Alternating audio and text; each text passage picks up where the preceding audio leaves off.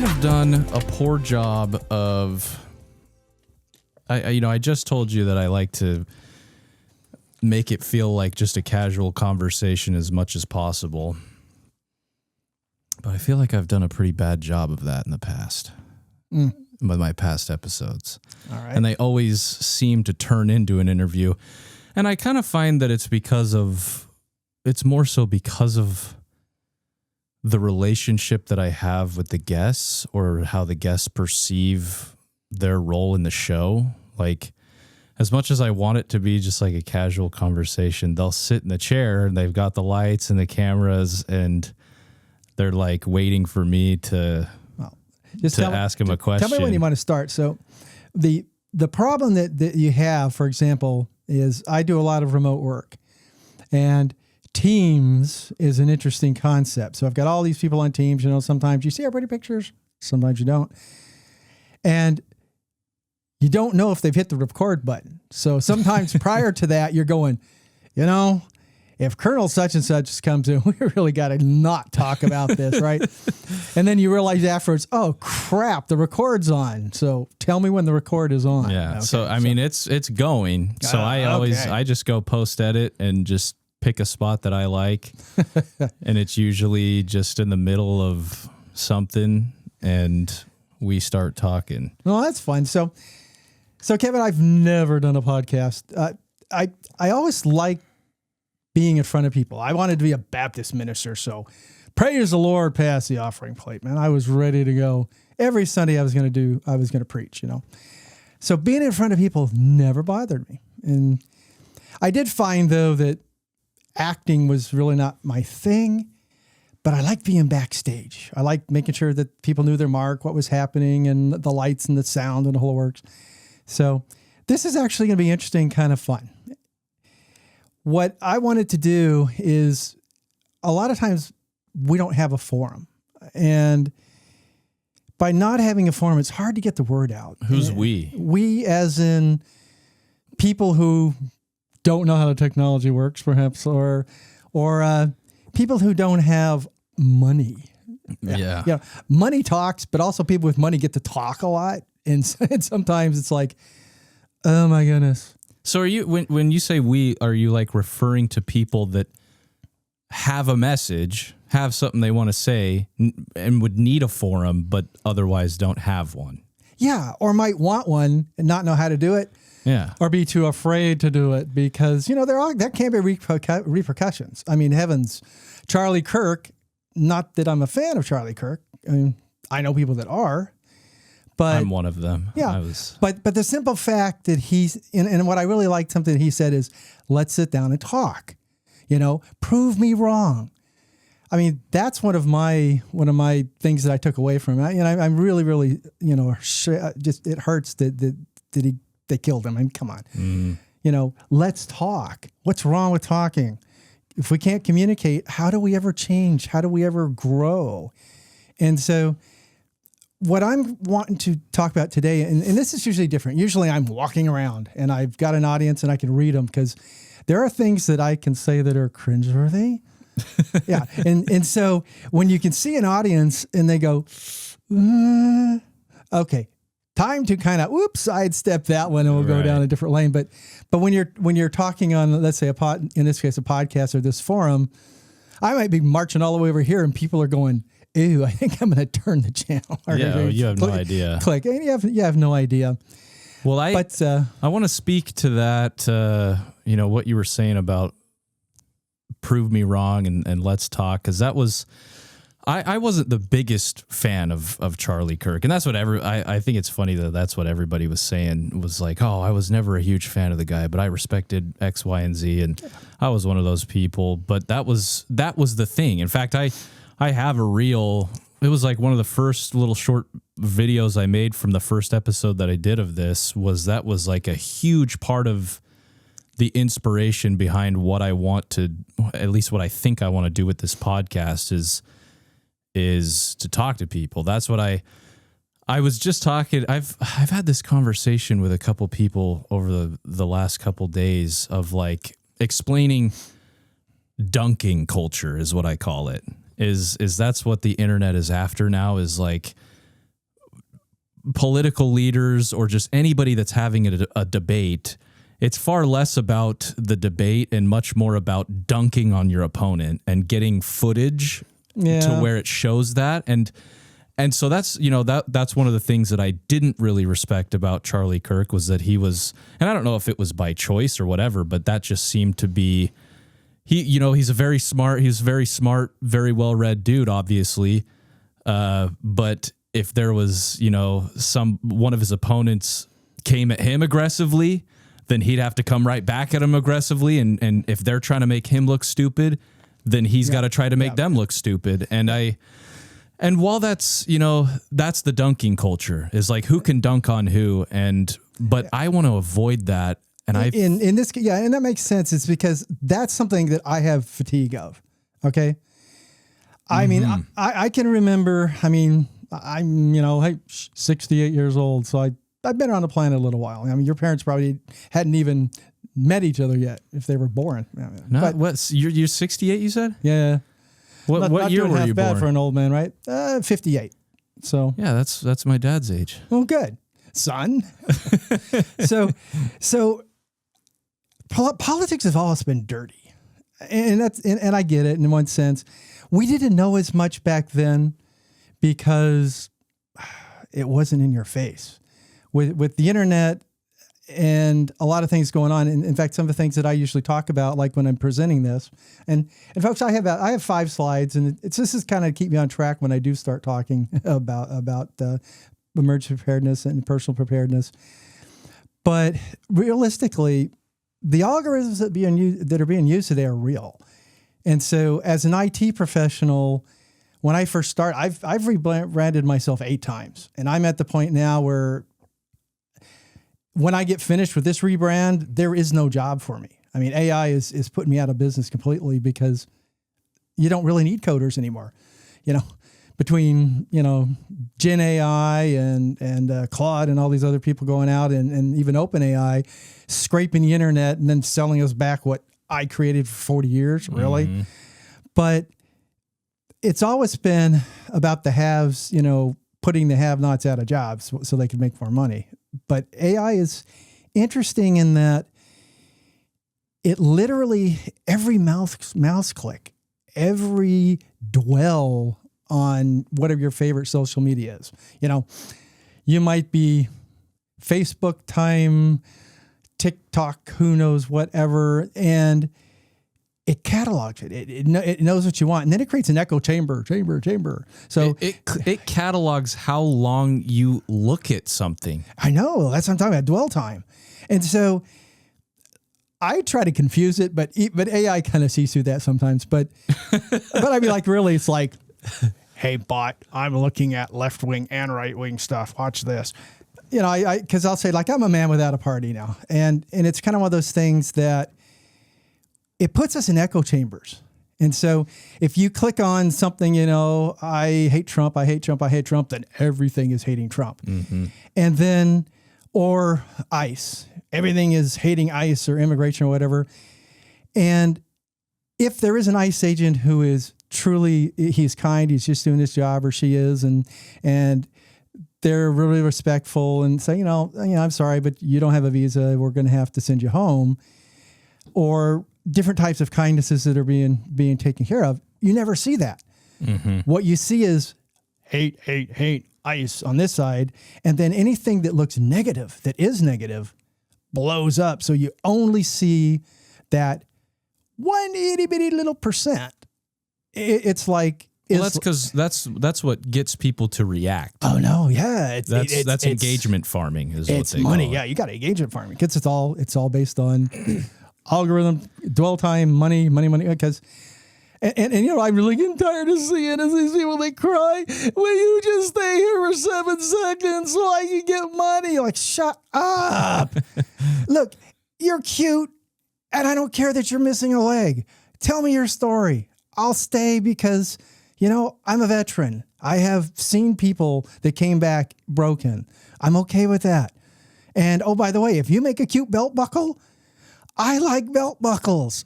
You don't have to whine at me and have your daddy whine at me about your belt. Just show me your belt buckle. And sometimes I'll put that in my comments, like, just show me your belt buckle. How much do you want for it? Why can't I get the one I'm looking for? And of course, a lot of it's AI and I think I saw the other day that 70% of stuff that's on the internet right now is AI or, the clicks, the likes and everything else that it's not just old guys like me that, hey, I let my dog out the other day and I'm like, come on in. He's like, nope. He's like, no, Dad, I want to sit out here. It's nice. I go, okay, well, I'm going to sit down here for a second. Next thing you know, I'm like, oh crap! It's an hour and a half. My poor dog. There goes 90 minutes. It's like, oh my goodness. That's my whole. That's why I want to do this. That's my bottom line. Is like that's what I feel is being taken away from the planet. Is just genuine conversation. Yeah. Which and that brings me back to the Charlie Kirk thing. Is that's the thing that I did respect about it. That's the thing that did ring very true to me is it was like, maybe I don't always agree with the conversations, but the value of conversation is so high and it's being depleted every day with the rise in AI and short form content. Even. Absolutely. And it's not just the short form content. It's contextually or taken out of context content. It's tailored to what they wanted. And you can do that. I mean, I'm a statistician. That's one of the things that I do. And one of my rebrands as an IT person. I can take the same data set, give you 5 different answers. They're all ethical and they're all correct. But it depends on who's paying me as to what the data says. And so I'm going to kind of jump in here a little bit and all this stuff will weave into. I'm glad we started this way. Yeah, perfect. So I'm talking about 21st century emergency preparedness. And I also add into this self-reliance and your personal resiliency because a lot of people I'm seeing just, they don't have it. I mean, they're missing. They're not prepared is what you're saying. No, they have no resiliency. I mean, they're laying in bed going, I can't move. Like, get up, put your big boy panties on, get a shower and do something. And it's really, it's frustrating for me because I mean, I grew up, the generation that raised me, they hit Normandy in 1944-ish, but they hit Normandy. They went running and their best friend got cut in half by a machine gun and they kept going and they got home. They didn't have PTSD. Yeah, they did, but they didn't talk about it. They didn't let it ruin their whole Well, it might lives. have, but men didn't cry. Men didn't talk then. And it's like they got up, they went to work and they made money for their family or whatever they had to do. And they might have been really hurting inside, but you didn't know. And so is that a bad or a good thing?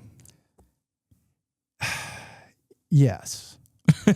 and I say yes because there has to be a certain resiliency. When you fall down, you got to get up. That's one of the things about humans. Right.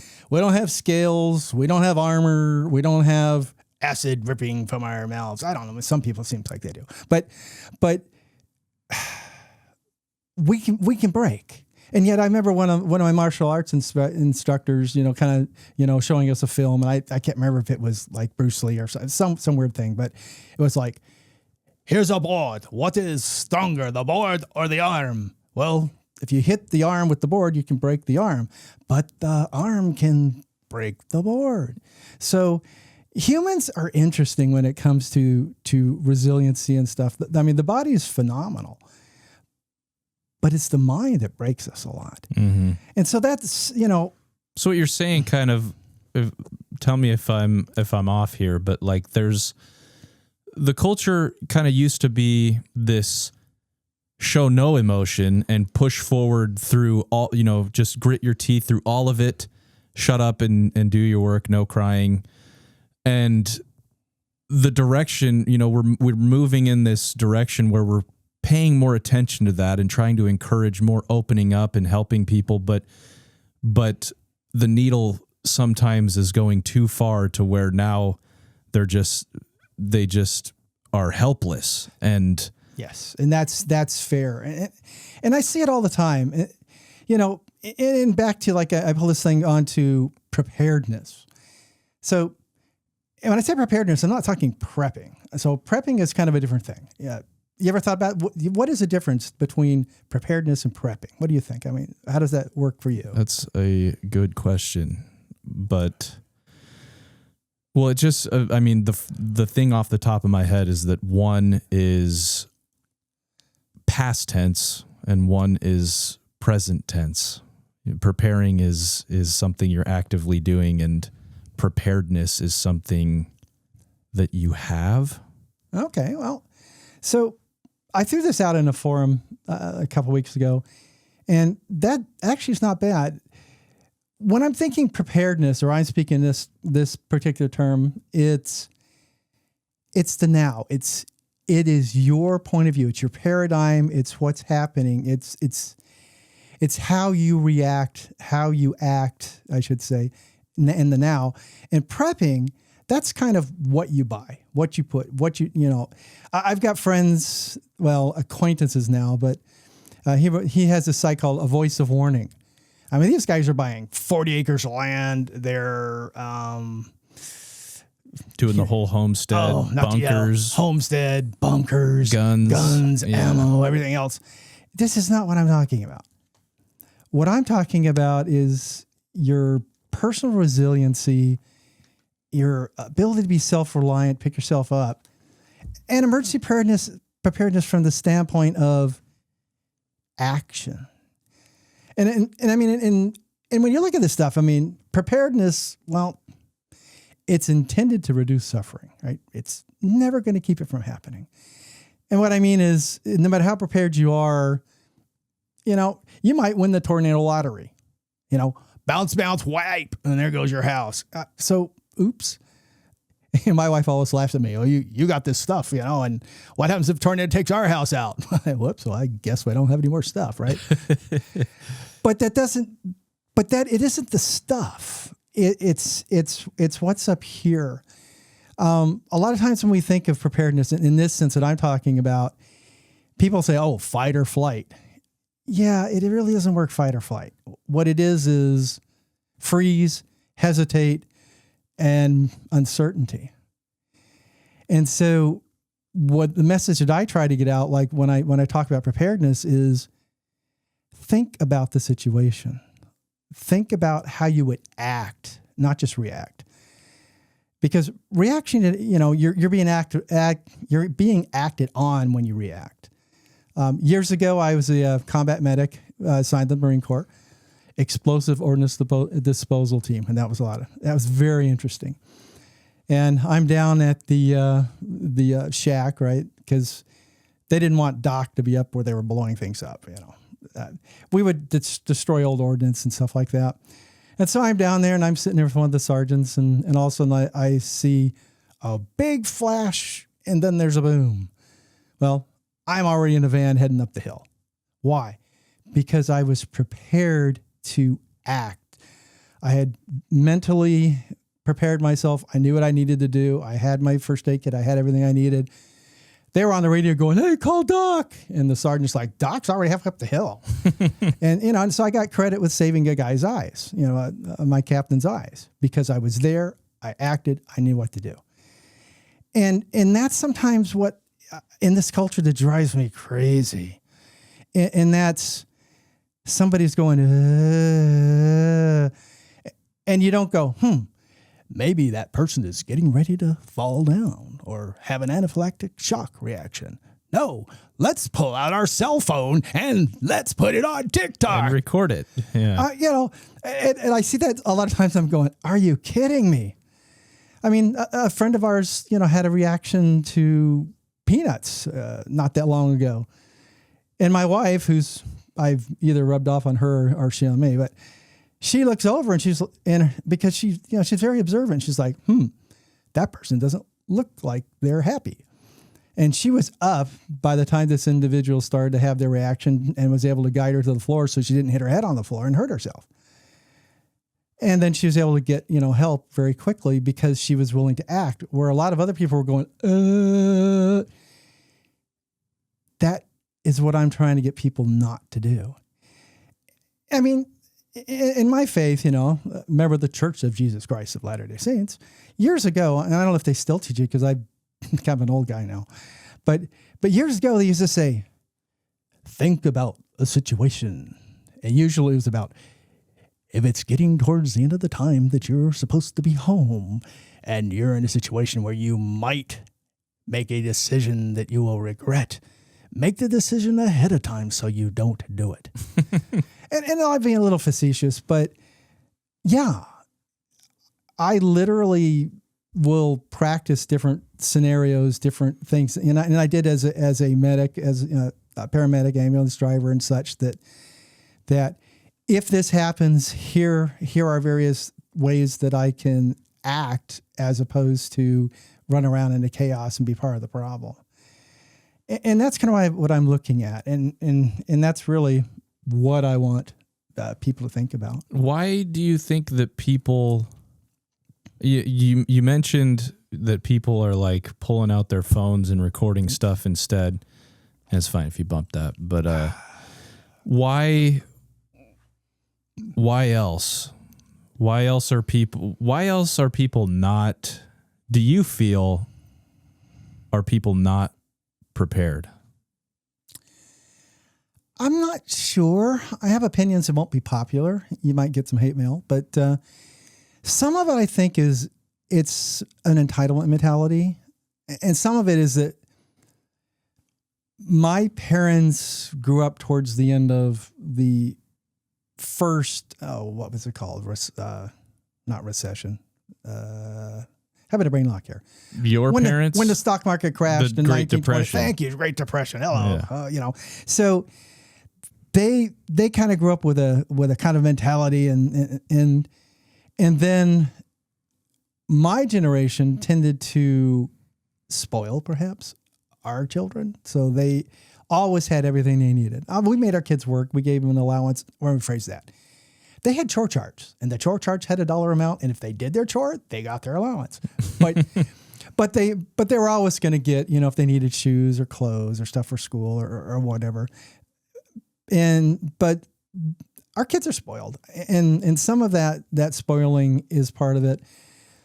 And unfortunately, and this sounds like I'm criticizing an entire several generations. Sorry, several generations. It's not real that criticizing, but just an observation that we tend to be really more selfish nowadays. And it's kind of, it is all about me. Well, okay. I mean, if you're on an airplane and all of a sudden this thing comes down and they've already taught you to put it over your mouth first, then help the people beside you, that's okay. Because if you don't put yours on first, you pass out. So there is a certain amount of, you really have to take care of yourself. It's hard for you to help somebody else financially if you're not financially secure. On the other hand, I find that a lot of times people who don't have much of anything are more willing to share than people that do. And not sure what all this has to do with your question exactly, but it's I think we have to get out of ourselves. I think, my thoughts on that are, I've been thinking about this a lot recently. I mean, oh man, Bob, I'm terraforming my whole brain over the last little while. And that's one of the things that I am coming to the conclusion to, is that I do think that you got to secure your own mask before you secure the others. The Book of Mormon talks about the inner vessel before you cleanse the outer vessel. Sure. And I mean, I don't know if that totally applies to that principle, but you get what I'm saying. The mask, you got to secure your own. You got to make sure you're good before you can go help other people. The problem that I'm seeing is that the bar of what is good has skyrocketed. I was going to say it's gone lower in many cases, but okay. Well, I mean, like we feel like we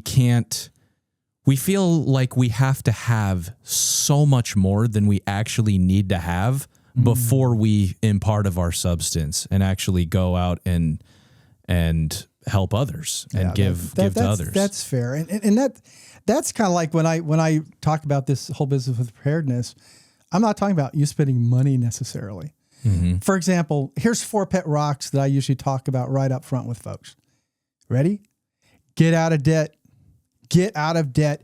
Get out of debt. Are you listening to me? Why? Debt mortgages your future. With money, you have choices. And you don't have to have millions to have choices or lots and lots of money to have choices. But when you have debt, you really, really limit your choices.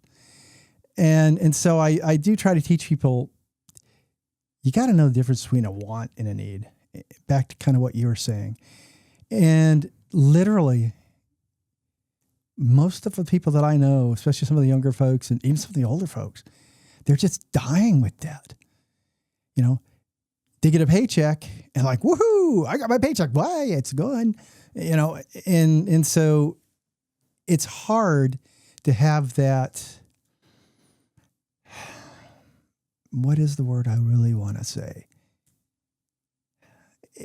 It's hard to sometimes put off what I want right now for something tomorrow.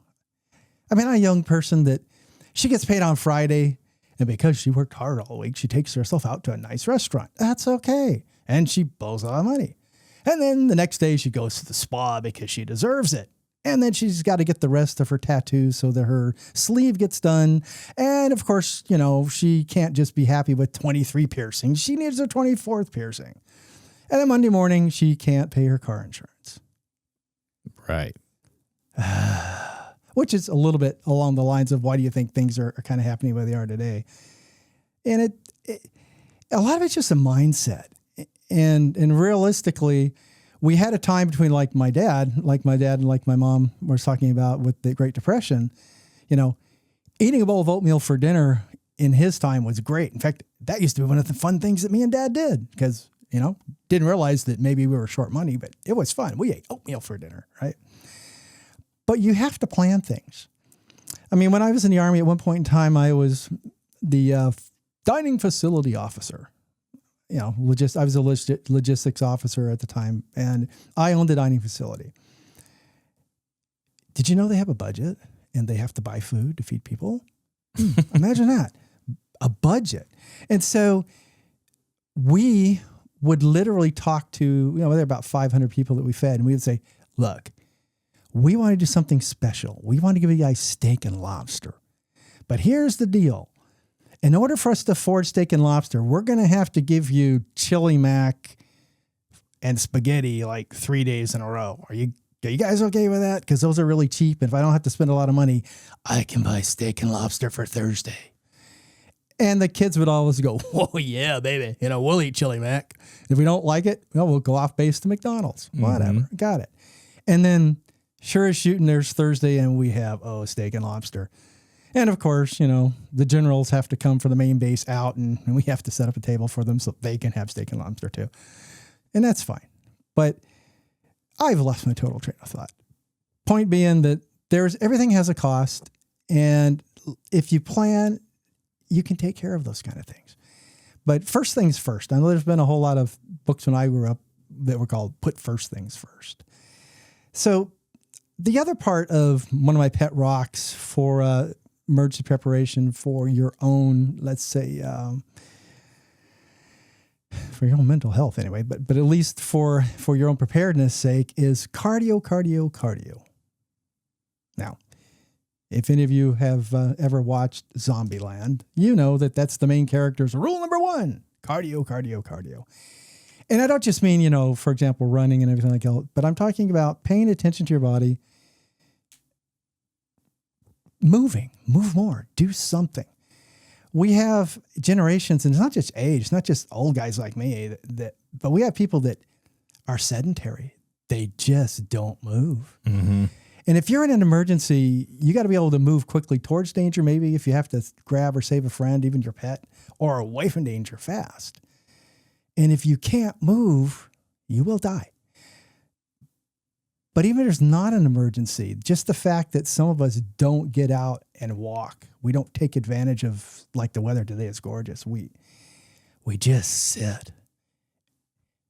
We have to do better than that. And a lot of it's also your body, and I'm learning the hard way.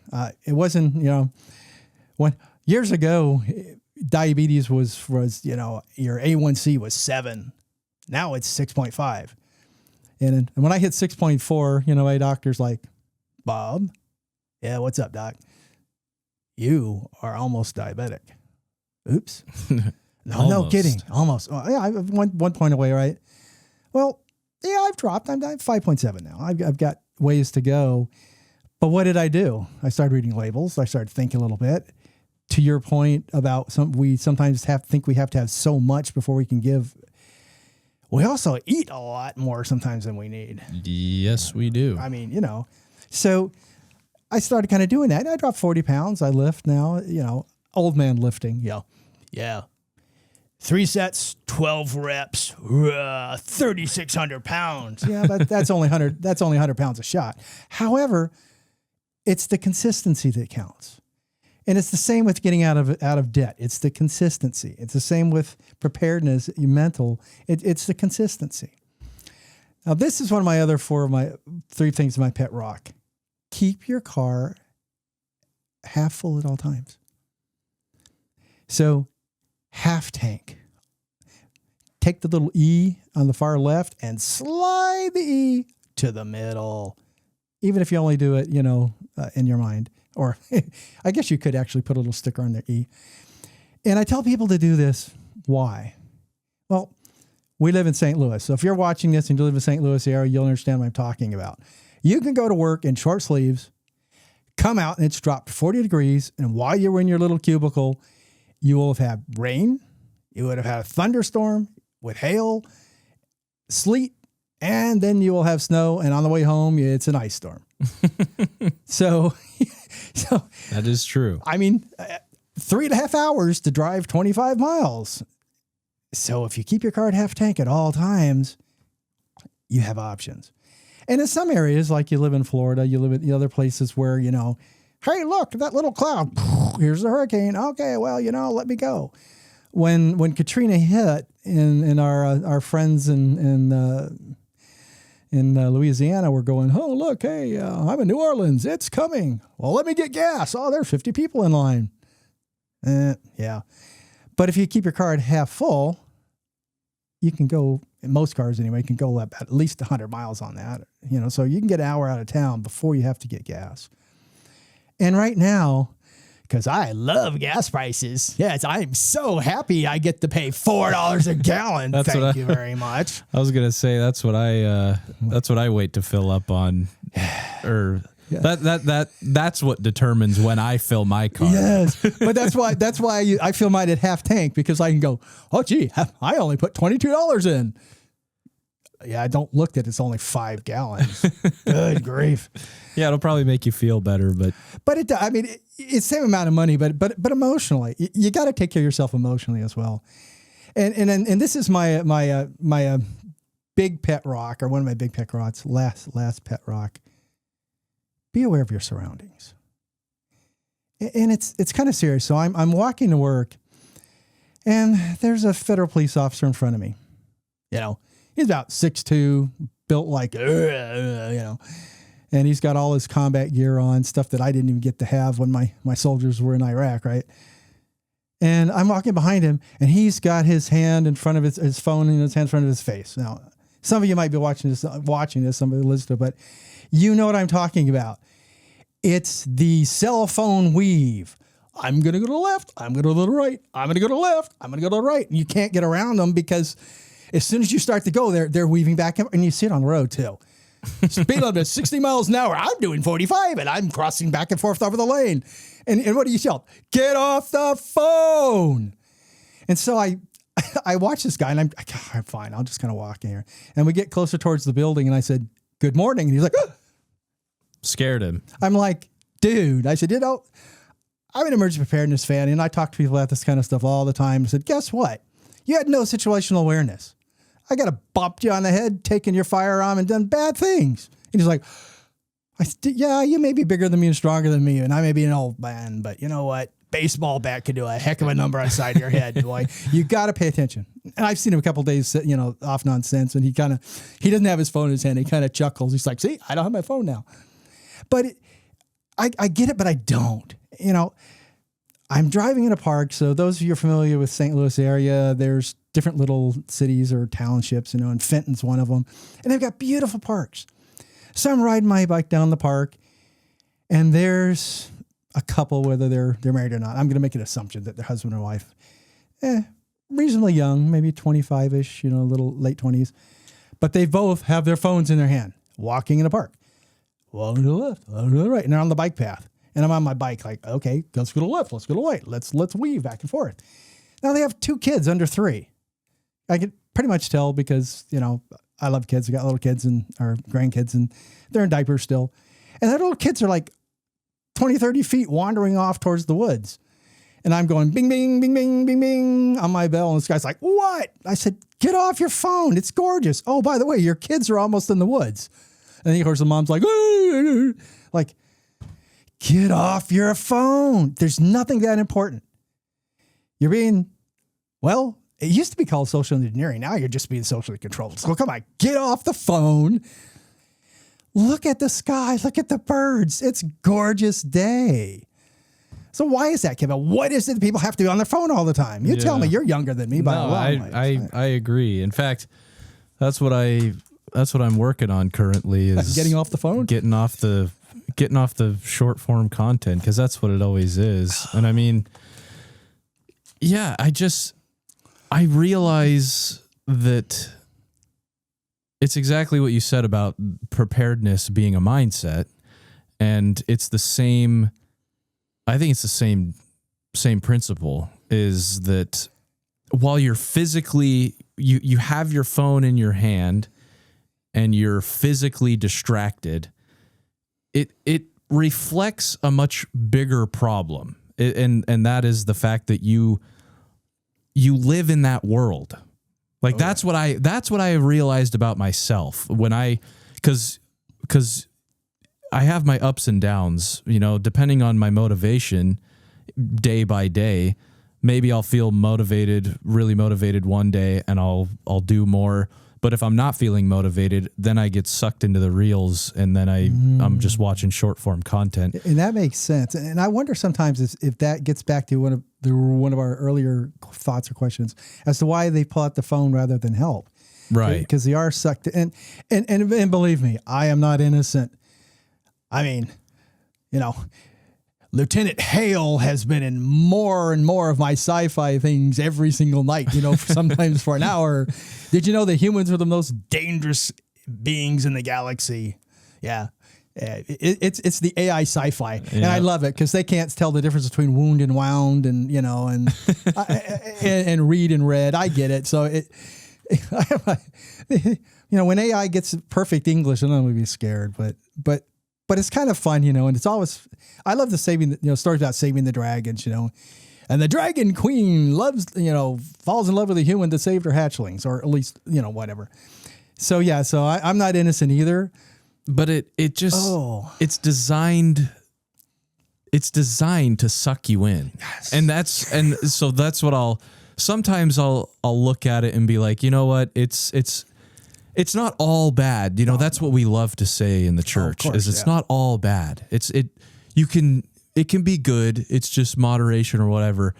And yeah, but I sit down for 5 minutes, 90 minutes later, that's moderation. Yeah. If it's something that's designed to do that, yes, then I'm like, I have to look at it twice, because I'm like, I would just, I'm realizing that there's other things that you can do. Oh yeah. And reels, I have found that, Kevin, you can talk to somebody. And even if you're alone, I'm realizing that there's you can clean something. You can read a book. And that's my wife will kill me for saying that, but because I don't do, she'll be like, you. But you got to see this scene though, okay? I'm trying to. I'm going through the revolution right now. But I got one person in the chair, right? They're watching the Stanley Cup. It's on the TV. Yo, go Carolina, whoever whatever. So I got a person on this side, and they're going, right? And then I got another person who is listening to the book, texting, and watching him. And then me, I've got my headphones on and I'm listening to Mara Vale and her adventures while watching, woohoo, they just scored. Yep. It's like, yeah, okay. I realized at one point in time, my screen time was like 6 hours a day. And I'm like, wait a minute, I work, I'm out of the house 10 hours a day. So my screen time last week was less than 3 hours. I was like, okay. So that's the reason I kind of bring it up, is because, I think we're being systematically dumbed down in one sense. It's mind candy. And what worries me the most is we're not thinking. I mean, I got my master's from Webster University in business, right? My master's in, not an MBA, but an MA. And you know how many times I went to the library? 0. You know how many books I read? 0. Well, hardbound. Everything I did was online, was research online, was cutting and pasting from something online, and then, appropriately documenting it. No. And so a lot of people, what's a card catalog? I don't know. I'll just Google it, right? I got a kid that worked for me, and I'm trying to teach him to code. This is how you write structured query code, SQL. Here's the basics of SQL. It's hard. I'm not a programmer. Anybody can learn how to write a SQL query. It's not rocket science, right? And then I walked past his desk one day, and he's like going, thump, thump, thump. Like, what's the matter? I got to get this to work. Well, let's look at the code. I'm like, oh, okay, there's the problem. It's missing a semicolon.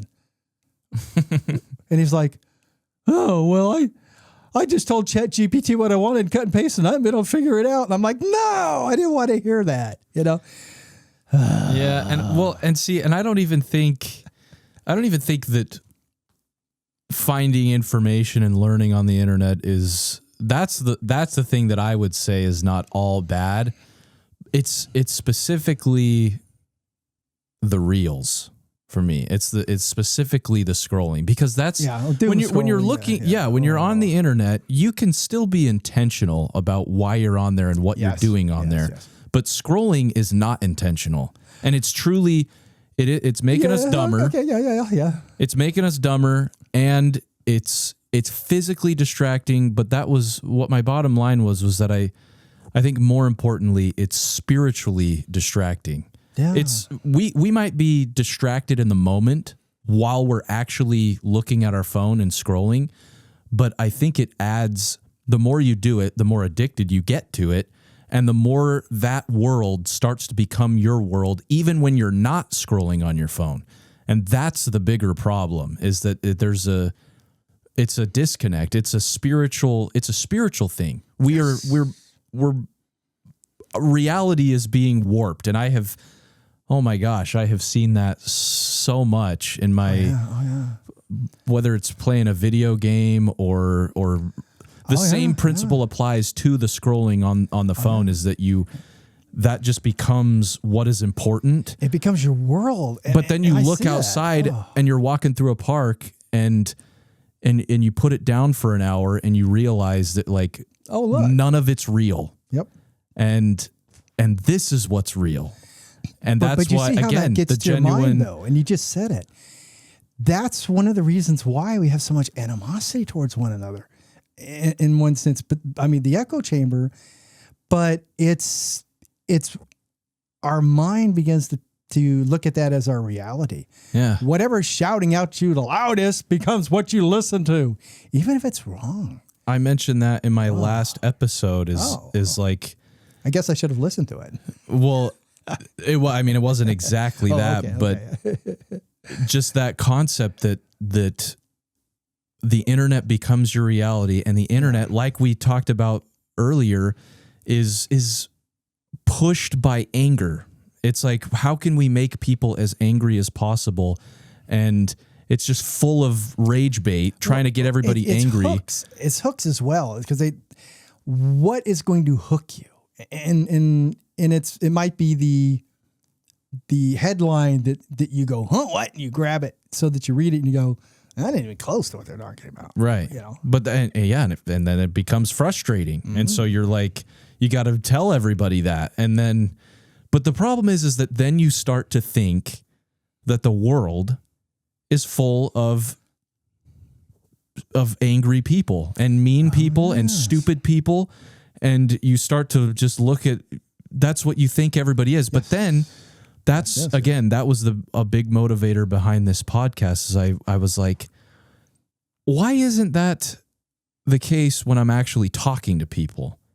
We form opinions on people when we see them online, and we're like, oh my gosh, this person said this thing in a Facebook comment section, or this person posted this thing on Facebook, so they must think this way. And that's how we develop opinions about people. Oh yeah. But then you go and talk to them, and you're like, you're actually not you're not Satan. No, yeah. as I previously supposed.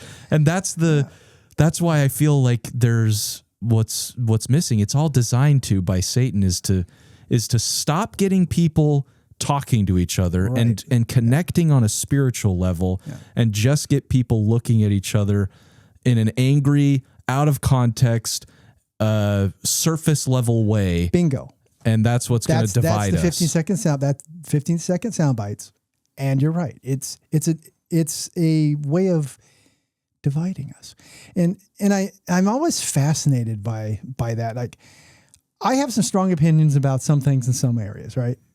And I have some strong things on the other side. So, if you say, okay, well, here's people that are conservative, Republican, GOP, whatever. Here's people that are liberal, left-wing, Democrat, whatever.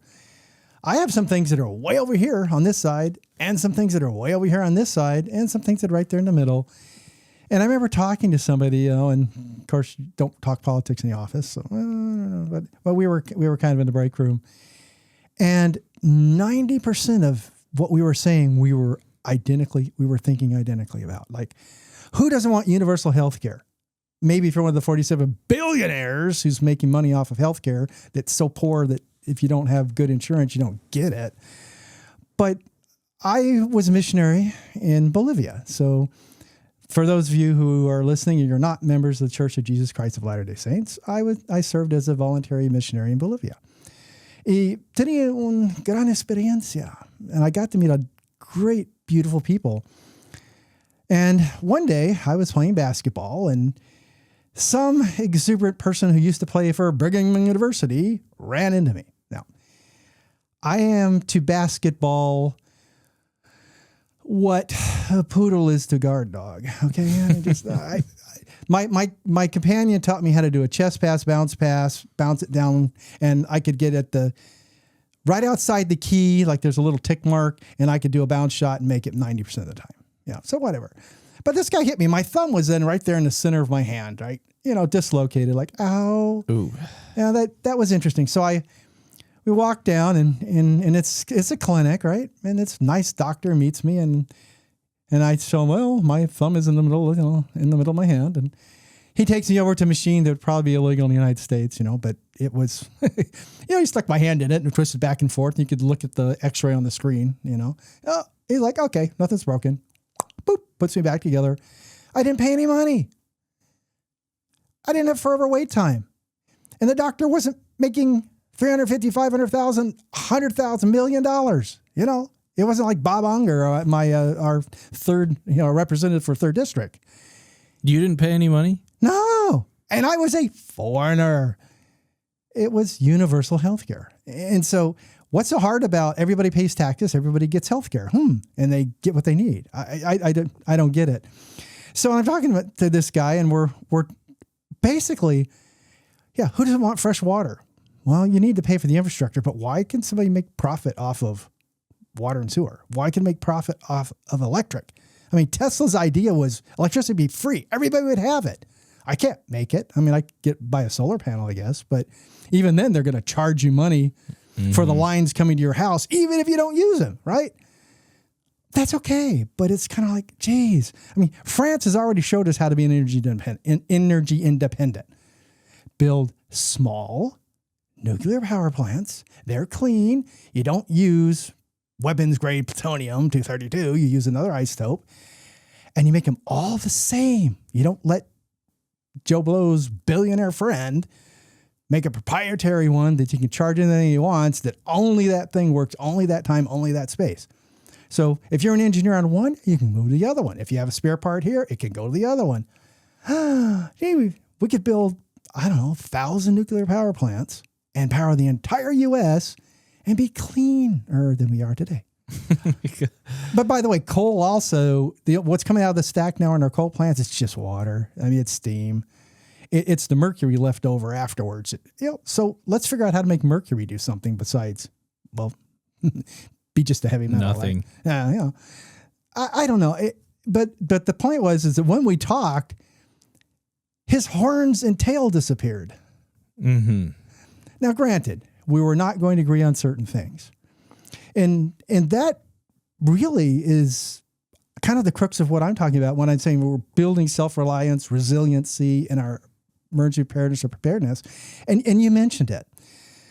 I mean, being that my family was Druids in the past, the part of the Druids and probably the Wiccans, they didn't care much for each other, but the pentagram was not evil. The pentagram was simply earth, water, fire, air, and spirit. And emergency preparedness is not a whole lot different than that. It's your spiritual strength, your spiritual preparedness. It's your physical and emotional, your financial, your temporal, and then preparing your mindset to act, making a plan, of course, and practicing your plan on occasion. And then when a situation happens, you've already made up your mind to act. So you're right on with that piece. So when I like this whole spiritual strength, and we kind of turn this back, I don't care what religion you are. You can be atheist, because this is talking about your compassion as a human being. This is what makes us human. And that's a lot of what the internet is kind of sucking out of us as we pull out our phones instead of helping somebody. And it's like, okay, get out of yourself. It costs you nothing to be kind. And one of the things I have to learn is not everybody needs to know my opinion. Maybe I can just smile when they give their opinion, and, silence isn't necessarily concurrence, but I can agree disagreeably. Oops. How did I say that right? Agreeably. Disagree agreeably. Yeah. Let's go the other direction. I think, that was kind of a tell there, right?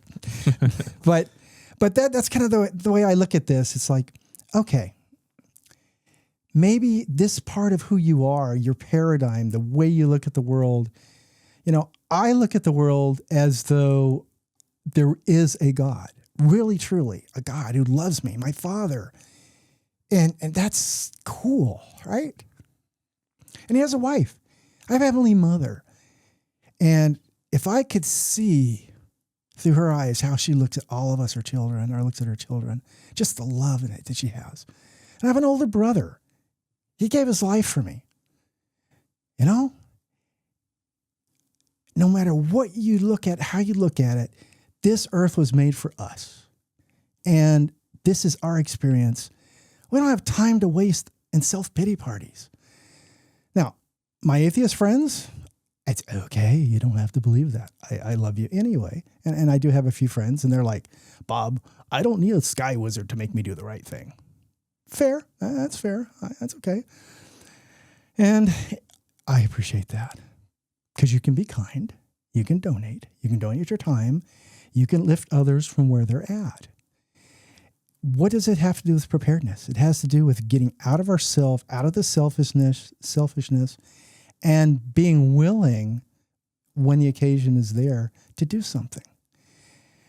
And I mean, maybe you practice Islam. I mean, one of the principles of Islam is you do give a portion to the poor. There is money that you give to the poor. Nothing wrong with that.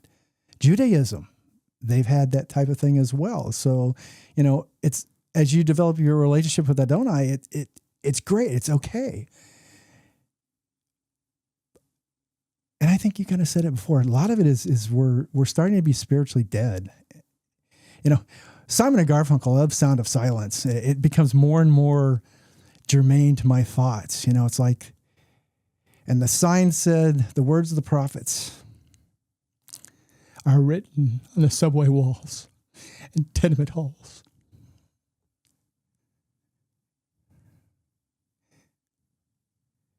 we have got to recapture our humility. We've got to recapture our humanity. That's why I push this preparedness so much. Because part of preparedness is your physical preparedness, and it's your emotional preparedness. So you've got this shell, this spiritual part of us that you want to keep alive. You got to keep it alive.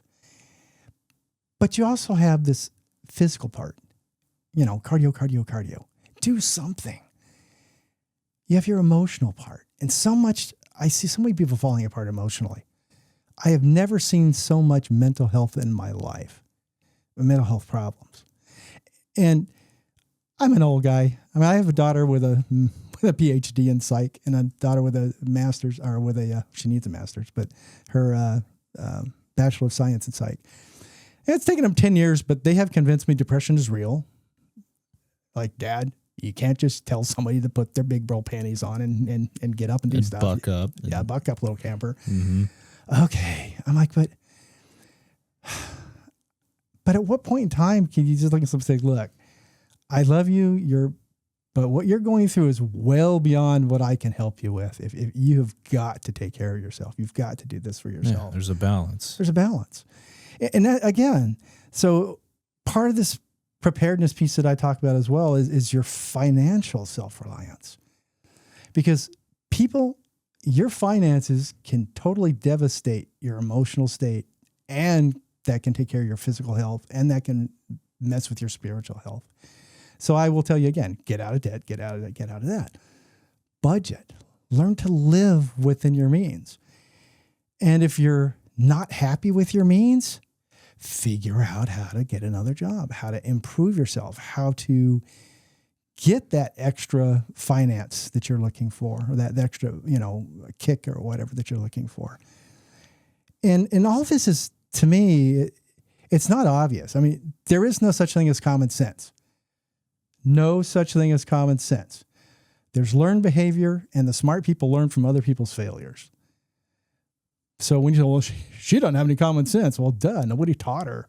You've got to provide a framework. I mean, I think you'll be a fantastic dad when you get the opportunity. And one of the things that you can teach your kids is how to be accountable, how to laugh at themselves, how to go, yeah, okay, I made that decision. I did that. I screwed up. All right, it's okay. And it's okay, Now, I want to sum up something. Yeah, perfect. Just that I'm getting from what you're talking about. Just something that perhaps people haven't considered before, at least not enough, is that, like, it sounds to me like you're suggesting that emergency preparedness has a lot more to do with taking care of others, with loving others rather than yourself. Because that's what I think that people, in the conversation, when you start talking about emergency preparedness, people are immediately turned off because they're like, what's the worst that could happen to me? And even if something does happen, like, I feel like I'm pretty prepared. And some people might be prepared and some people might not be. And some people might not care that they're not prepared because they're like, you know what? If I'm not prepared, so be it. I'll suffer the consequences, and they're fine with that. Yep. But what you're suggesting is that the preparedness is a lot more. It's not as much about saving yourself as it is about saving others. Yes. And that's something that I can get behind. Yeah. And not only that, you are saving yourself by saving others. Imagine that. And a lot of it really, we will spend most of our time in our physical and our emotional well-being. Unfortunately, I mean, like I said, we don't spend as much time on our spiritual. I mean, yeah, okay, I'll read the scriptures, I'll do this, that, and the other thing. And I have my sacred space in my backyard. I do very strongly believe in God. And there are times that I'm talking to him, and if you listen to it, you would be like going, I'm waiting for lightning to turn him into a pillar, because we have some knockdown dragouts. And granted, he always wins because, he knows what's best, but still, it's like, really, you got to do it this way this time. Really, but it's okay. And my atheist friend, now Don will always say, well, Bob, what if none of this is true? I'm like, it's okay. I will have been a better person for having lived it, for having given of my substance to help other people, for having been someone who is willing to minister, to get out of myself, to meet somebody where they're at and do something else besides just think about me. And well, it's not like if none of it's true, then none of it means anything anyway.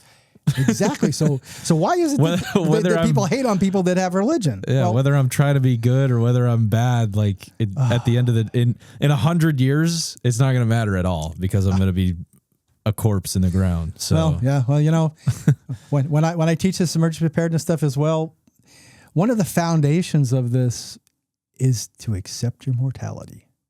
Hey, Kevin, I've got a secret. Don't tell me I'm going to die one day, Bob. I'm going to die one day. Yeah, I mean, I'm 68. The average lifespan in my family for men is 86 plus or minus 2 years. So I got like 20 good years on the planet, maybe, but I could go down your hill and well, wife, let's see how good the insurance policy is. So you never know. But there are things you can do to prepare that don't cost any. Well, they will cost, but don't cost a lot of money. So even you're young, get a will. In the state of Missouri, you can have transfer on death on your cars. Then it doesn't go through probate. So if something happens and it wasn't your car where you had the problem, that Ashley gets the car and boom, she doesn't have to go through probate and all that kind of mess. And so some of it's that thought process. I mean, I love ham radio. I belong to amateur radio emergency services, and I can go anywhere in the world and talk and help. And I have, not like Ryan Nichols. And I love Ryan. If there's ever an emergency, he's an emergency manager. Anybody in the whole area who does emergency anything had to take a class from him or mentor through him, right? Even my presentation, if I were to actually show it and do it, he approved it. So, but if I had to go anywhere and do anything in emergency, I'd want to go with Ryan. I mean, just humble, smart leader. And I don't know, he knows his stuff. I mean, when Joplin hit, even though he worked in St. Louis, boom, he was in Joplin and they pulled him to Joplin to do stuff. So the guy's phenomenal. That's the kind of person I want to be when it comes to the emergency management piece. But preparedness is before that. I mean, my friend Hope. And preparedness may be all that's requisite. Like, you don't have to be Ryan. No. You don't have to be, but you do have to have preparedness. Right. So that you can be useful to the leader. Yeah. And sometimes it's really simple. For example, everybody, at least in our area, you should have at least 7 days of food and water. Now, FEMA says 72 hours, 3 days, 7 days. If something happens and they need to get out there and fix the utilities, if you can stay home and take care of yourself, you've got water to drink, you've got food to eat, you can cook on your grill outside or whatever. That keeps you from stepping on power lines and becoming barbecue, right? And a lot of stuff. But it also helps them get the infrastructure working, get it back and stuff like that. And that really doesn't cost you a lot. And so those are the kind of things, again, that we look at and we say, hey, these are things that you can do. But back to what I said, preparedness being a mental thing, it's saying, okay, in this situation, this is the type of response I would have. Or this is the thing that I would do. And you plan for it. Like in the military, we make plans. One of the things that the Soviet Union used to complain about is that we never followed our operations orders. Well, okay. It was an operation suggestion, because we're adaptable. But if you don't have something to adapt from, then what are you going to use? We talk sometimes like in our church, we'll talk about the Holy Ghost. When you're talking, the Holy Ghost will give you, answers. Yeah, but not if you've never put anything in your brain for to come out. It's got to work with. Yeah. And so that's this part of preparedness.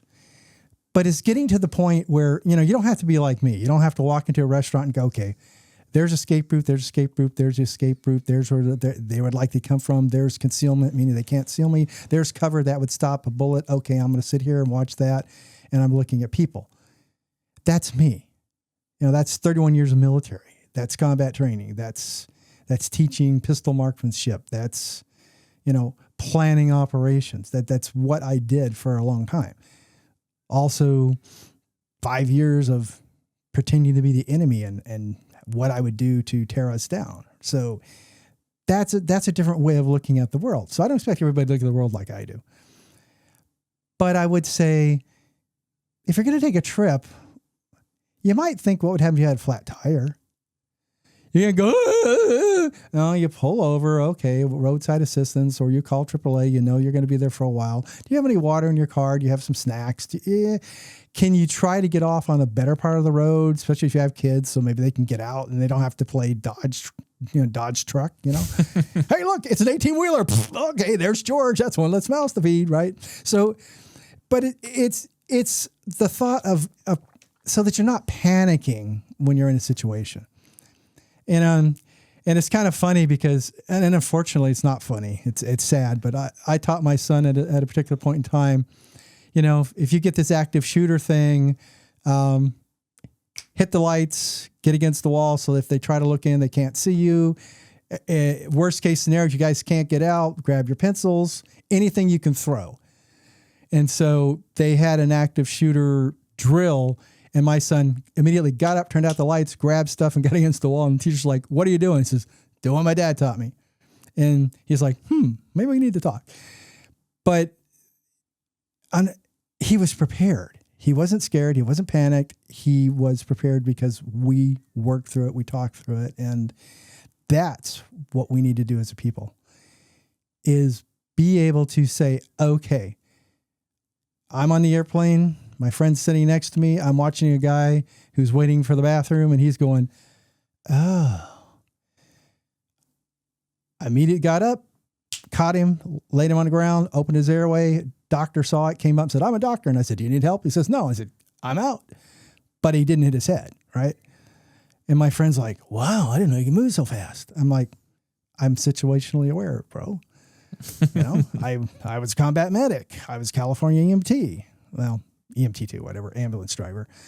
Nevertheless, you have to make those decisions. And it's not like you don't walk around being all paranoid. That's not what I'm saying. What I am saying is you can't go into a state of paralysis when you need to act. And to avoid that, you need to think about what you're going to do ahead of time. That would kind of be my message besides get out of debt, get out of debt, get out of debt. Are you anticipating, like before you're talking about, people with the 40 acres and the bunkers and the guns and the ammo, how much of that is true? Are you anticipating anything in the near future that may, are you anticipate? I think this is a better question. Are you anticipating that something may soon occur where those people actually were right on the money and we didn't prepare enough? That's an interesting question, because my wife will sometimes ask me the same thing. Like, really, Bob? I don't want to live in a world like that. I get it. Well, being an old Baptist and the way we read Revelation, there's now 8 billion people on the planet, right? You do understand where you're talking about the 4 horsemen, that 2 billion are going to die somehow, probably a nuclear bomb, nuclear blast, right? More than 2 billion. But 2 billion, right? Then, because of the crops problems and issues, about another 2 billion are going to starve to death. And then, because of all that and the rotting flesh and all that kind of mess, you're going to have another 2 billion that are going to die of diseases, or maybe diseases first, then starving to death. So is something going to happen? Well, hopefully after I check out, I'll be cremated. My ashes will be somewhere else. That's hopefully. what they all say, Bob. Yeah, but you kind of don't know. The buck is going to land on somebody. But think about it, okay? 2019, November-ish, December-ish, I was really happy. My finances were looking good and things were pretty reasonable. Then all of a sudden, this thing comes along called COVID, right? And I remember reading at one point in time, and you'd probably have to fact check me, but it was like H2N9. We created this thing in a lab in Europe with 100% lethality. Are you kidding me? Come on. I watched Jurassic Park. Why in the world would you create flying dinosaurs and swimming dinosaurs on an island? What's wrong with you? Dinosaurs eat humans, right? So why would you create something that's 100% lethal? I don't know. You get into conspiracy theories and weird things going on. Agenda 21, we want to kill 90% of the population so that those of us who have money will let you slaves take care of us. Like, okay, whatever. Oh, now Agenda 30 seems to be the thing happening out there. I try not to subscribe to that, but let me tell you, did you know if you have an older house and you look at it and it has a built-in toilet paper roll or holder, was designed for a 5-inch width roll of toilet paper? Did you know that toilet paper today is 4 inches? And this happened in 2020, which means... Wait, the toilet paper rolls got shorter in 2020? Yeah, right around 2020. Oh, wow, that's recent. Okay. Because I have a roll of toilet paper with Hillary Clinton's picture on it that still has 5 inches. Yeah, somebody got it to me for a gift. It's funny. It's in my emergency preparedness kit. Hillary's gone now, sort of from the spotlight, Sure, but it's kind of funny then. But yeah, 4 inches. So that immediate 4 inches is a 20% price increase. Then they increase the price, and you have to buy it 20% more often. For every 4 rolls that they manufacture, they get a 5th roll. So what they did in the past in 4 rolls is now 5. So they get 100% profit on the 5th 4-pack that you have to buy. In 2019, I remember two people were talking like we are, and the one person says, well, Americans are saving more than ever, and their lifestyle is just totally improved. And the other analyst says, that means there's more money to harvest. From that point, it's really interesting. Like my doctor told me to drink, 2 bottles of Gatorade, 64 ounces before my colonoscopy, that when you get a certain age, they do weird things to your body, right? And so I got some extra Gators bottles of Gatorade for a little bit later, right? 28 ounces. They put a cone inside that was almost not perceptible unless you really flipped it over and went, they're shorting us 4 ounces. Did you know sugar was 5-pound bags? It's now 4. Flour was 5-pound bags. It's now 4. And then the fun one was double stuffed Oreos. I love double stuffed Oreos. Yes. And so my wife bought 2 packages of double stuffed Oreos. She wasn't there. Open. It's about 3 of them missing. Oh, well, I just take 2. And Bob would know that. Yes. He knows how many double stuffed Oreos are in his double stuffed Oreo packages. Well, see, you can't get nothing by this guy. All 3 lines went all the way to the top. But the third one now was like this far, like 3 cookies short. And of course, my wife, she can be on another planet and go, Bob's eating a snack, right? And so she comes in and she opens it, she was wanting to have one herself. She opens up, she's like, you ate 5 Oreos. I'm like, I didn't, honestly, I only had 2. She's like, yeah, right. Where'd the other 3? Jennifer, did you have any? No, I haven't touched any Oreos yet. And just give me the old eagle eye. I'm like, I'm not kidding. It wasn't there. She's like, well, we bought 2. Let's see. So she opens the other package and it's missing 3.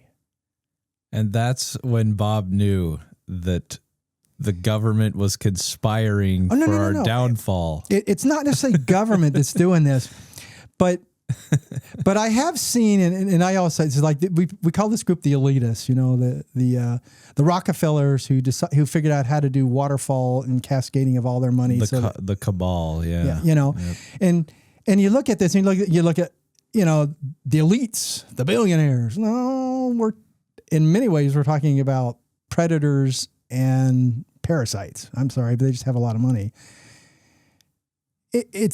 They're hurting us pretty bad because most people I know, you know, when they say the economy is doing great, look, but you're not calculating housing, which about $2,000 even for an apartment in this area. You're not talking about food cost. You're not talking about fuel cost, and you're not talking about medical cost. And what do people in my income level spend 90% of our money on? Food, medicine, transportation, and housing. Wow. And this thing is this wild income gap. And people are like, what are you, a socialist? No, I'm a statistician. I'm looking, I'm going, oh, this gap is huge. And then you kind of get this thing going, tariffs are a good thing. You know, if you go to ChatGPT or Claude or Gen AI and you say, what is a tariff? A tariff, Bob, is a tax on the country for imported goods. What? No. So your government taxes you for stuff coming in so that so that you're not buying stuff that's coming in. Boy, I really messed that up. But when I read it, it's kind of funny. So basically, millionaire A, who didn't want to pay American wages, built his factories in other countries because it was cheaper, and then brings those items into the United States to sell cheaper to have good market share. So when the goods come in, the importer pays the taxes, who is Americans basically, to our government, then passes it on to the retailer who has to make their profit and passes the cost to us, the consumer. So tariffs are a value-added tax on us. Does it hurt China? Maybe eventually, because they do win. Again, I'm an amateur radio emergency services guy. The radio I wanted was $849. It was so close. I had saved $600 in my penny jar, man. I was going to buy that radio. It's $1,200 today. Why? Because we put a tariff on Japan.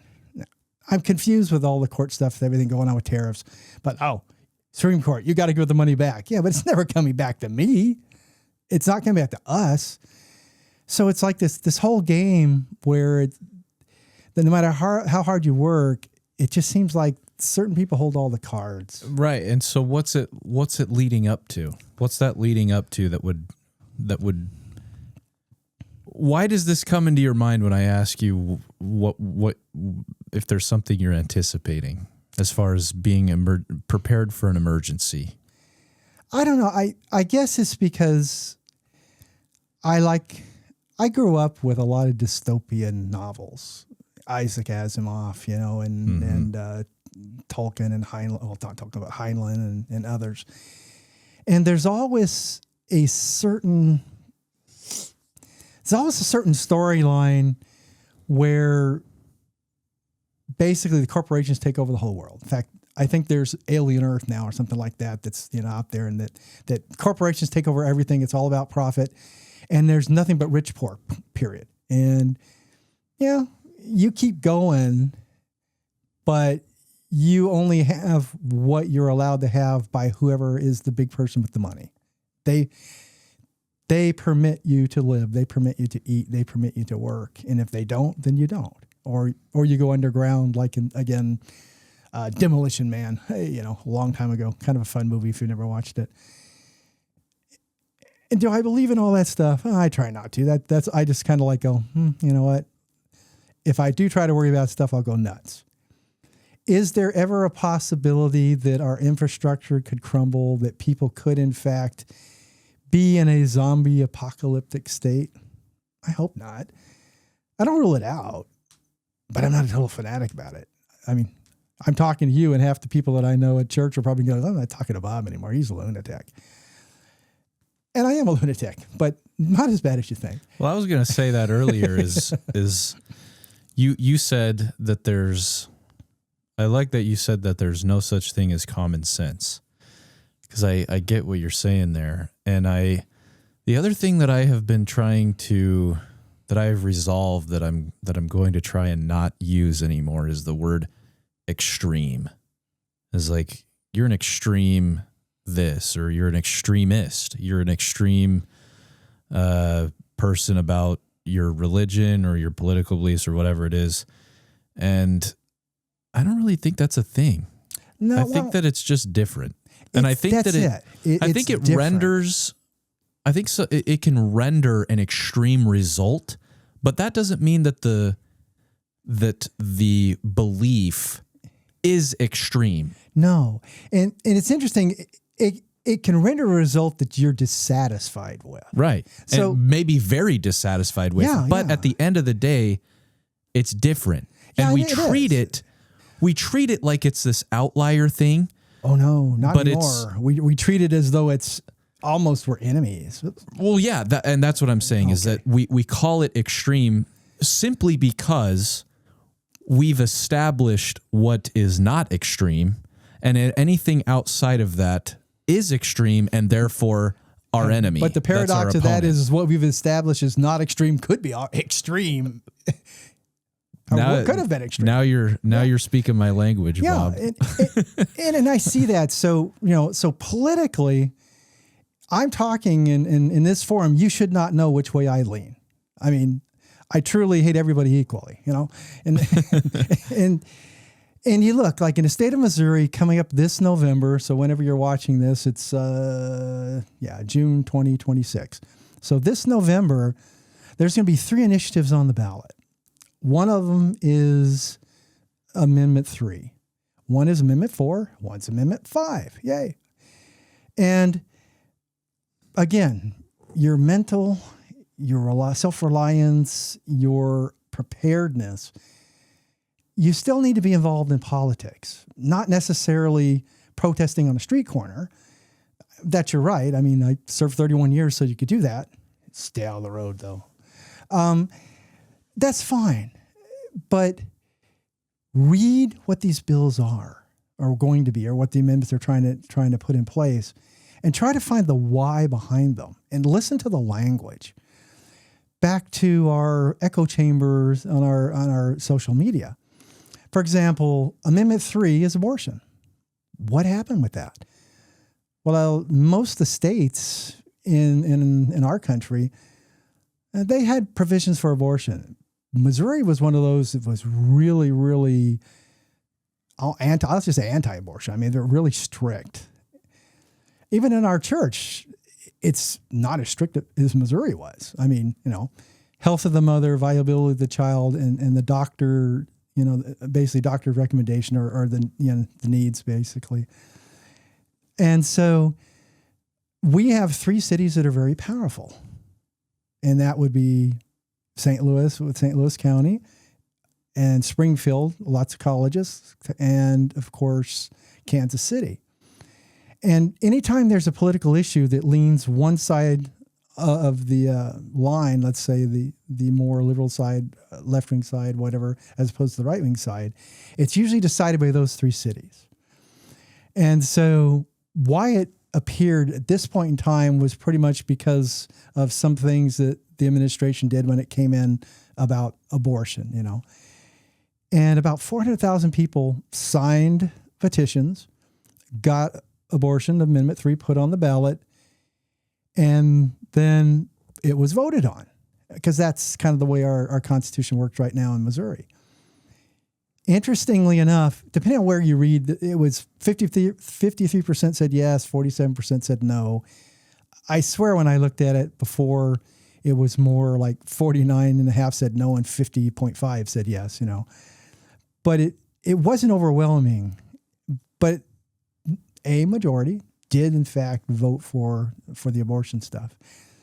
Well, it went away in a sense. It didn't get implemented, various reasons, challenges, etc. So now it's been amended and it's coming back. And well, I would never tell anybody how to vote on that particular event, because that's what you have to use your conscience for. That's what you have to use, what you believe in, how you feel. And it's coming. So you can't hate folks that are pro-abortion, and they shouldn't be hating people that are pro-life. The problem is that you get to like the Republican Party, they want to tell the mother she has to have the baby, but then they want to cut financial help. There's something wrong there, right? But then you can't be over here, let's allow a baby to be aborted all the way up till before it takes its first breath either. Like, oh, come on. There are thousands of people that would adopt. I know you and Ashley would love to adopt. And then, so you would love to adopt, and then somebody's couching this particular thing in women's health care.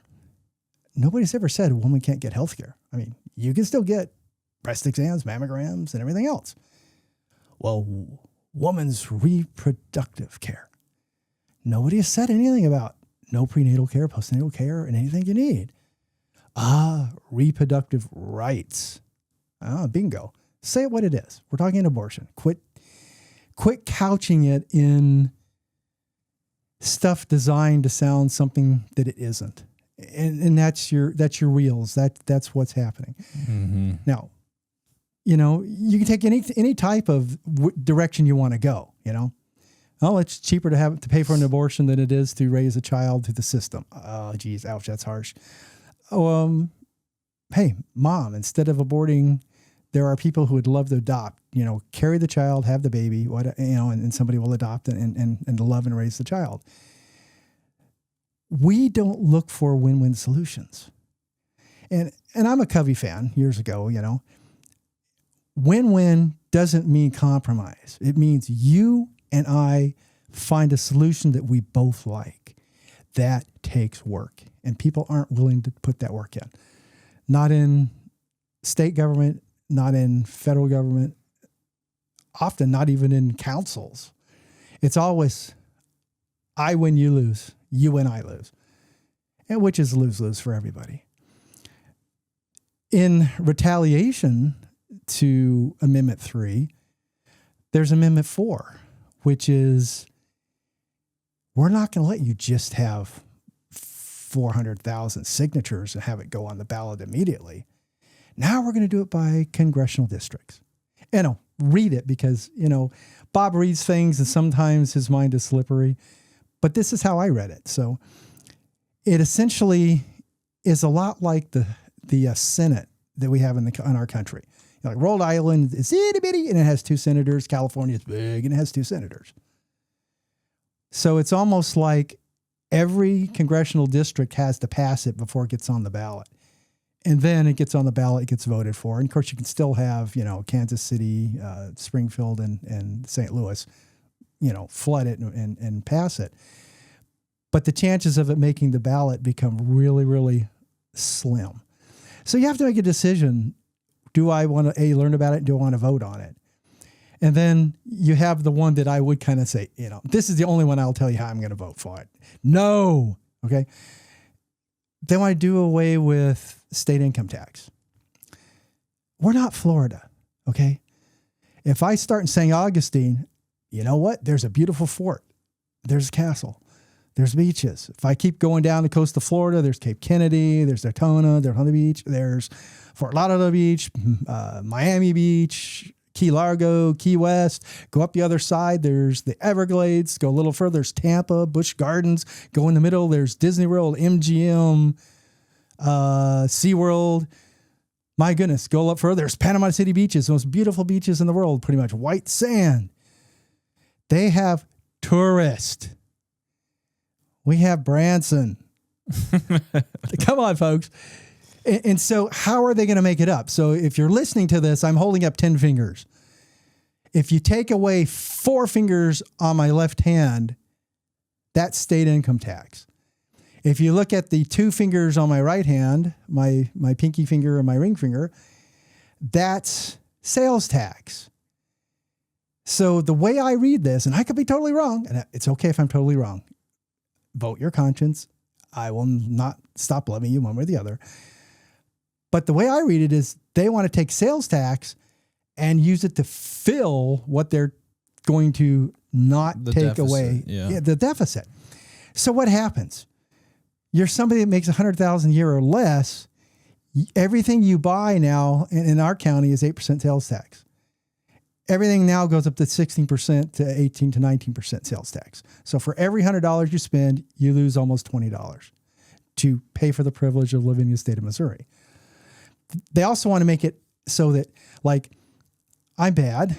If I go to Bass Pro or I go to some place in St. Louis County and I look at stuff and go, oh, I want one of those, I come back to my county and go, hey, there it is on that shelf at 8% instead of 12.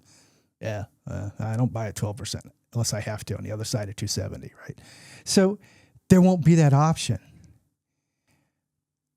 I honestly believe it will disproportionately affect folks that aren't in the $350,000, $500,000 million a year income. They will benefit because the amount of money they save in not paying income tax, they won't be hurt with the additional sales tax.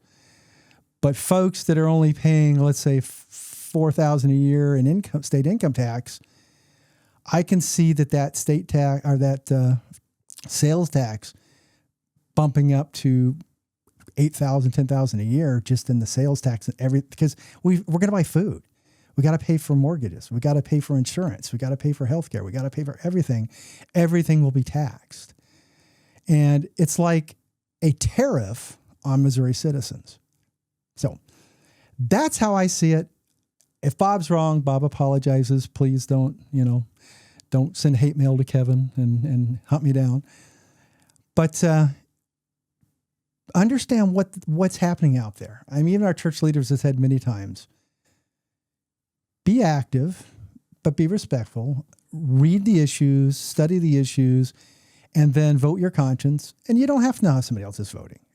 And that's part of keeping your mental health squared away in that sense, and it's, again, part of your preparedness. Because at least I can say, I voted for this. Yeah, I didn't. Yeah, okay, I lost, but I voted for this or I voted for that. And if the voice of the people are saying one thing or the other, it kind of is what it is. Back to my original comment. A lot of us don't have a voice. Maybe some of us shouldn't have a voice. But my voice says, watch what you're voting for. Be very careful. And even the current president of the Church of Jesus Christ of Latter-day Saints, President Oaks, and I'm going to paraphrase because he kind of said, he didn't say it this way. This is kind of South Park, but some days you have a choice between a dung heap and a trash dump. Most all the candidates we have running in the last 2 decades or more, I don't know, it just seems like forever. But, and the funny thing is that your dung heap might be my trash dump. So, I mean, so it's not like it's in one candidate or the other. But at least in a trash dump, you can pick something out. Oh, hey, look, there's a shovel I can use, right? We just haven't had the quality of people to represent us that in a long, long time. And so I don't have a good answer for that. And this kind of all rolls around to, is something going to happen someday? Maybe. I mean, the people might someday go, I'm tired of people sitting around who this doesn't affect. In other words, they make a fortune not paying income tax and sales tax doesn't faze them and the rest of us are hurting, or tariffs or who knows what. And eventually some people might just finally lose it. Now, me, I'm hoping that I'm going to be one of the rational folks going, stop, let's not do this. Let's use our vote. Let us do it properly, following the Constitution, and do things in our country, in our nation, the right way, as opposed to, and I was in Bolivia, there were 3 presidents and they all came in with tanks, so I'd rather us, do it at the ballot box. Well, a lot of people would say that we can't that we can't vote ourselves out of it.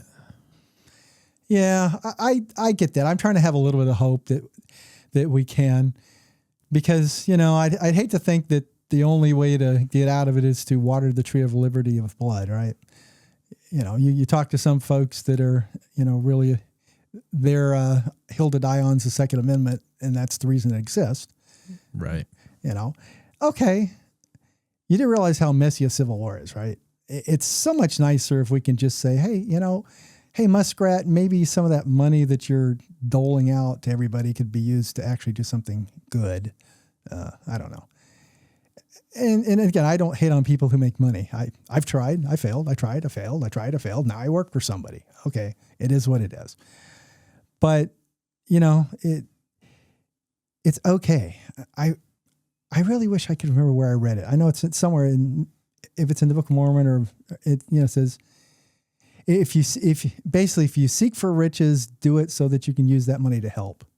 Yeah. I mean, it's, you seek ye first the kingdom of God, and then riches will come into you, whatever. But if you have money, use the money to help other people. And, love or hate Bill Gates, the Gates Foundation has done a lot of good stuff as far as taking, some of the money he's had and helping people in other countries and stuff, and our country as well, research and things. And, it just seems like I often ask, how much is enough? One of my favorite movies of all time, one of my favorite characters is Forrest Gump, and Mama said a person only needs so much wealth. The rest is just for showing off. And so how much is enough? I don't know. I'm not a socialist, not a communist, but I'm not a capitalist either. In the sense that capitalism without a social component gives the same results as socialism and communism. That is rich, poor, nothing in between, and nobody really is happy in any system unless there's some sort of way for everybody to, I guess, have sufficient for their needs, sometimes something for their wants,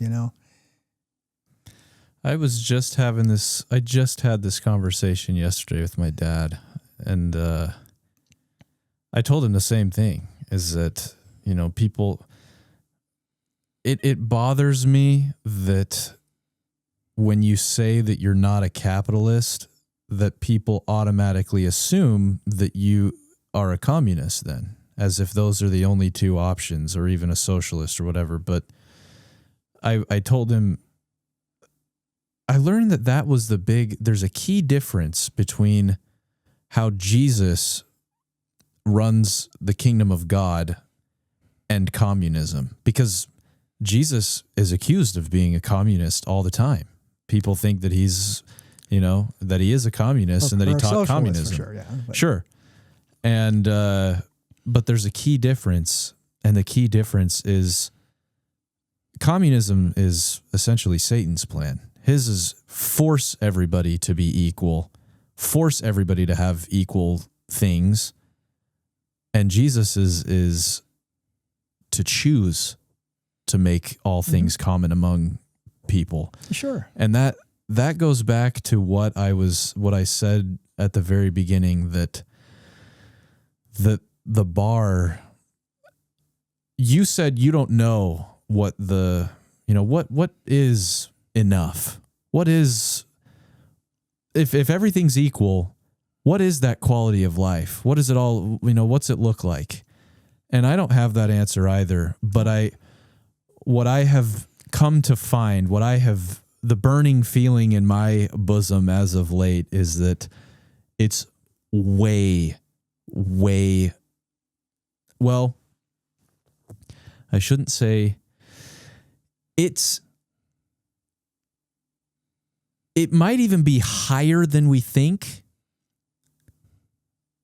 But right now, in this state of the fallen world that we're in, it's so much lower than we think. Yeah, we could be getting by and doing a lot of good and living our lives and ultimately being happy, because that's what it's all about. We could be very happy with so much less than we have and feel like we need. Well, I think some of it is because I was military, and I can put it kind of in this context. So my son was in the Coast Guard, and he graduated boot camp with 3 friends, and they all 3 ended up at the same location, we call it the duty station, but the same place that they were going to work. They were all 3 had the same rank, which means they got the same identical amount of money every month. And what's interesting is out of those 3, my son did the best. Why? Well, Dad told him, what did I say? Get out of debt, get out of debt, get out of debt. Also, I said, pay yourself first and look at needs versus wants. And so no matter how equal the distribution might be, it's never going to be totally equal. Right. And with Harrison, it was kind of funny because I told him, said, you watch, you save your money, your 2 buddies will overspend and they'll have more month than money at some point in time. And you might get some good deals. He listened to me. Now, his best friend, Tacos, that was his nickname, Tacos, is like, hey, I'm hungry, man. Now, they used to go surfing, right? Harrison had a blow-up surfboard and a T-shirt, and he's out in the waves, just, chattering his teeth. And his 2 buddies, they've got these nice handmade surfboards and these really fancy wetsuits keeping them warm, right? And but he still had fun, right? He was staying within his means. Right. And so, a few months in, Tacos is like, Harrison, I'm hungry. Like, okay. He says, no, I don't have any more money for the rest of the month. Okay. He says, I got 2 surfboards. You kind of like that other surfboard I have, right? Harrison's like, yeah, I think it's a great one. I'd love it. He says, I'll sell it to you for $300. Harrison, ka-chink, ka-chink, ka-chink. There you go. So he gets a $700 surfboard for $300, right? They're surfing again. Now, he's not on his inflatable. He's on his nice surfboard. But his teeth are still chattering. Yeah, I know it sounds like it's made up, but it's true. So about a month later, the other friend is like, man, dude, I'm hungry. I ran out of money, man. He's like, I got a second wetsuit. I mean, it's not as nice as the one I usually wear, but I think it'll work for you. He tries it on. Says, okay, how much you want? $250. So $550. He has a $1,200 setup, and all 3 of them are having fun surfing. They were all the same rank, same amount of money, getting at the same time. Different choices, different ways of using their money, different points of view. And so we'll never get to the point, and again, this gets back to my dystopian upbringing. This gets back to, hey, I watched the original Star Trek. Come on. They never needed money. Why? Everybody works, everybody ate, everybody got what they needed for the space, the state they were in. You want to play guitar, you go get a guitar. You check out a guitar. You don't need 5 guitars like some people have. I won't mention who. You just... To whom much is given, much is required. Yeah, but in this particular case, it was everybody works, everybody eat. So how do you develop a society where this mom, she might be a single mom, but this single mom takes her children, drops it off to this single mom, she goes and she works. This single mom's job is to watch children's daycare. Both are working, both have sufficiency for their needs and sometimes for their wants. How do we get to that point in a society where you don't have so much disparity, so many people that are just living from paycheck to paycheck, doing without, hurting, and even less than that. Yeah, but people aren't getting a paycheck. Yeah, and that's the part that I struggle with. That's why I say I'm kind of a person without a party. I mean, to me, a true conservative looks for win-win solutions, treats people the way they want to be treated, and lifts people from where they're at. So I have no idea what I'm seeing with this brand that calls itself conservative. On the other hand, you can't have a platform or a point of view where everybody who's white is a racist, everybody who's male is a sexist, and anybody who's got money is evil, which sounds like I'm saying at times. So I'm not. I'm just saying that somehow, some way, as a society, we've got to come together, or we could end up in that zombie apocalypse that you're talking about. Because many people are just not going to lay down and die and starve to death. They're going to say, you know what, you got it, I want it, I'm going to take it. And I hope we never get to that point. We're closer to that point we've ever been in my lifetime. Yeah, I was going to mention this earlier, and this might seem kind of out of left field, but one of the biggest evidences that I have always had that situation is on the horizon is the pornography epidemic.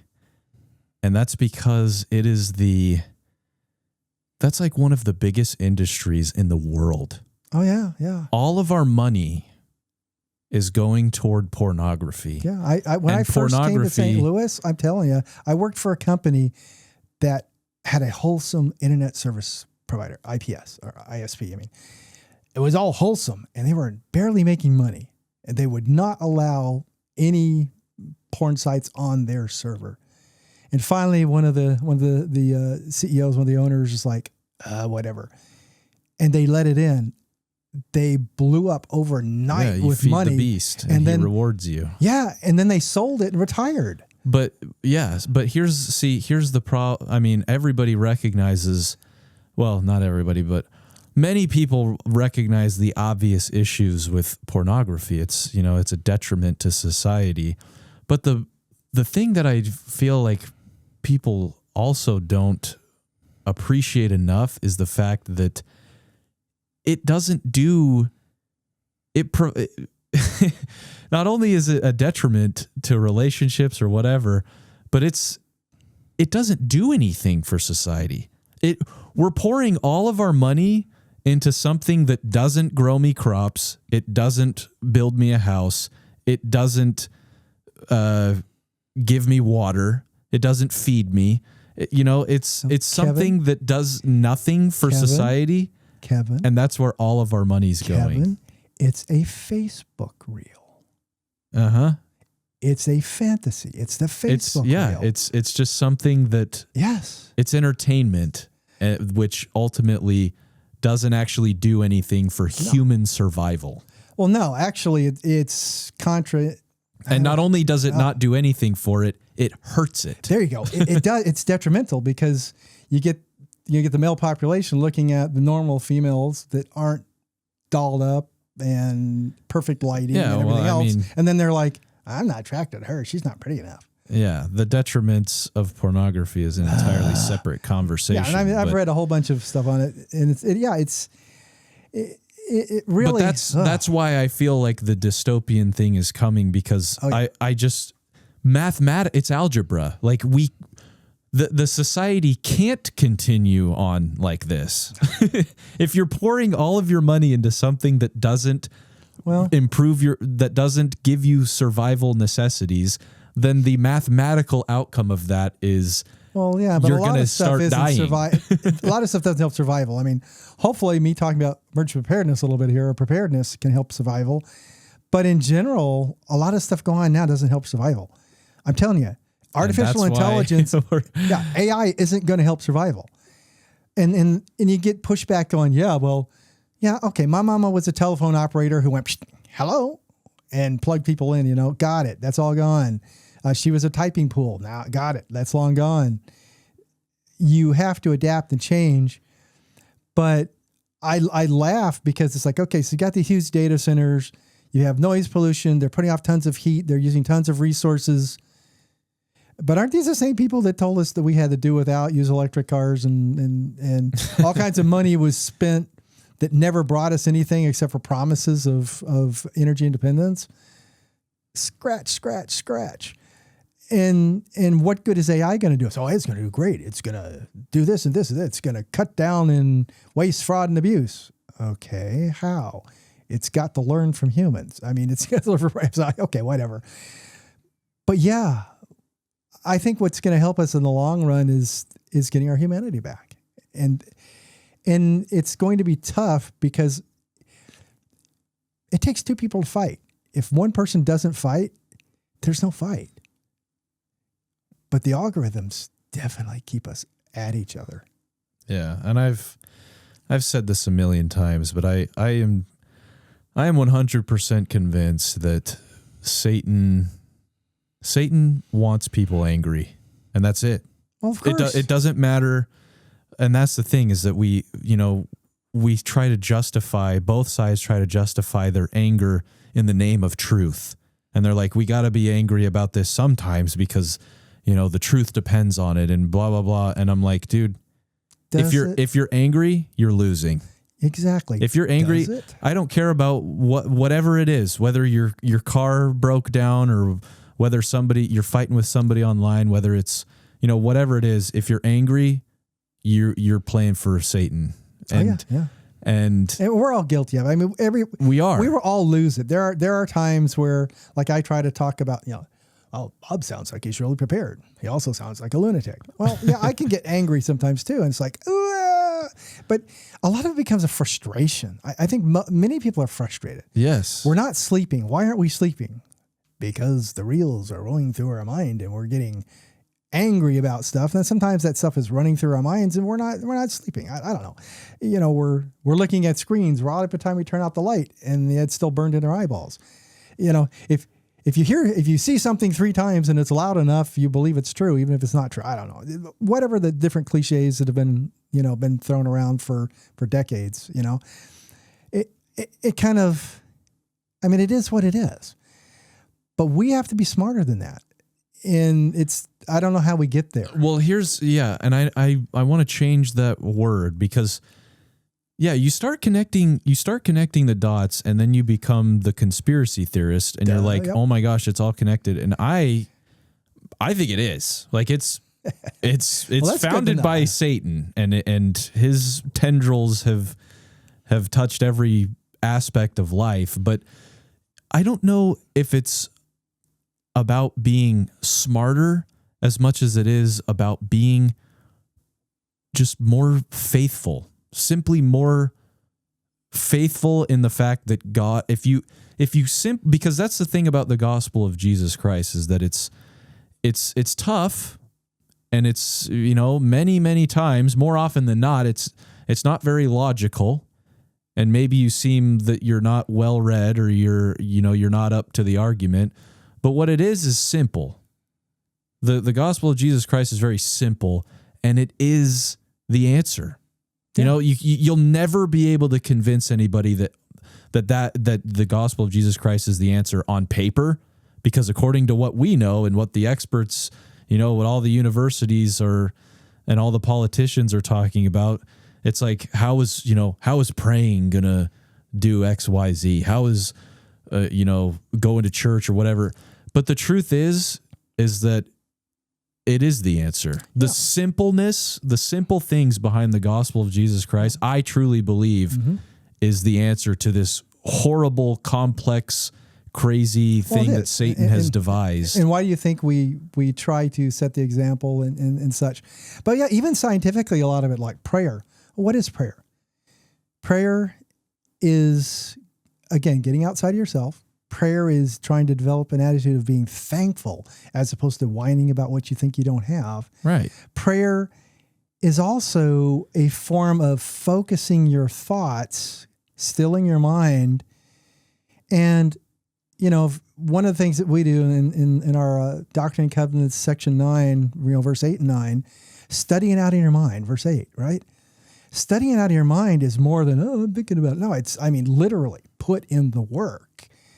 And you can literally put in the work, and that makes you make better choices because you're not just being told something. You've put in the work, you've studied it out, you've done the pro columns, the con columns or whatever, and stuff like that. So there is a lot of power to that point in prayer. Church, community. Did you know we're social animals?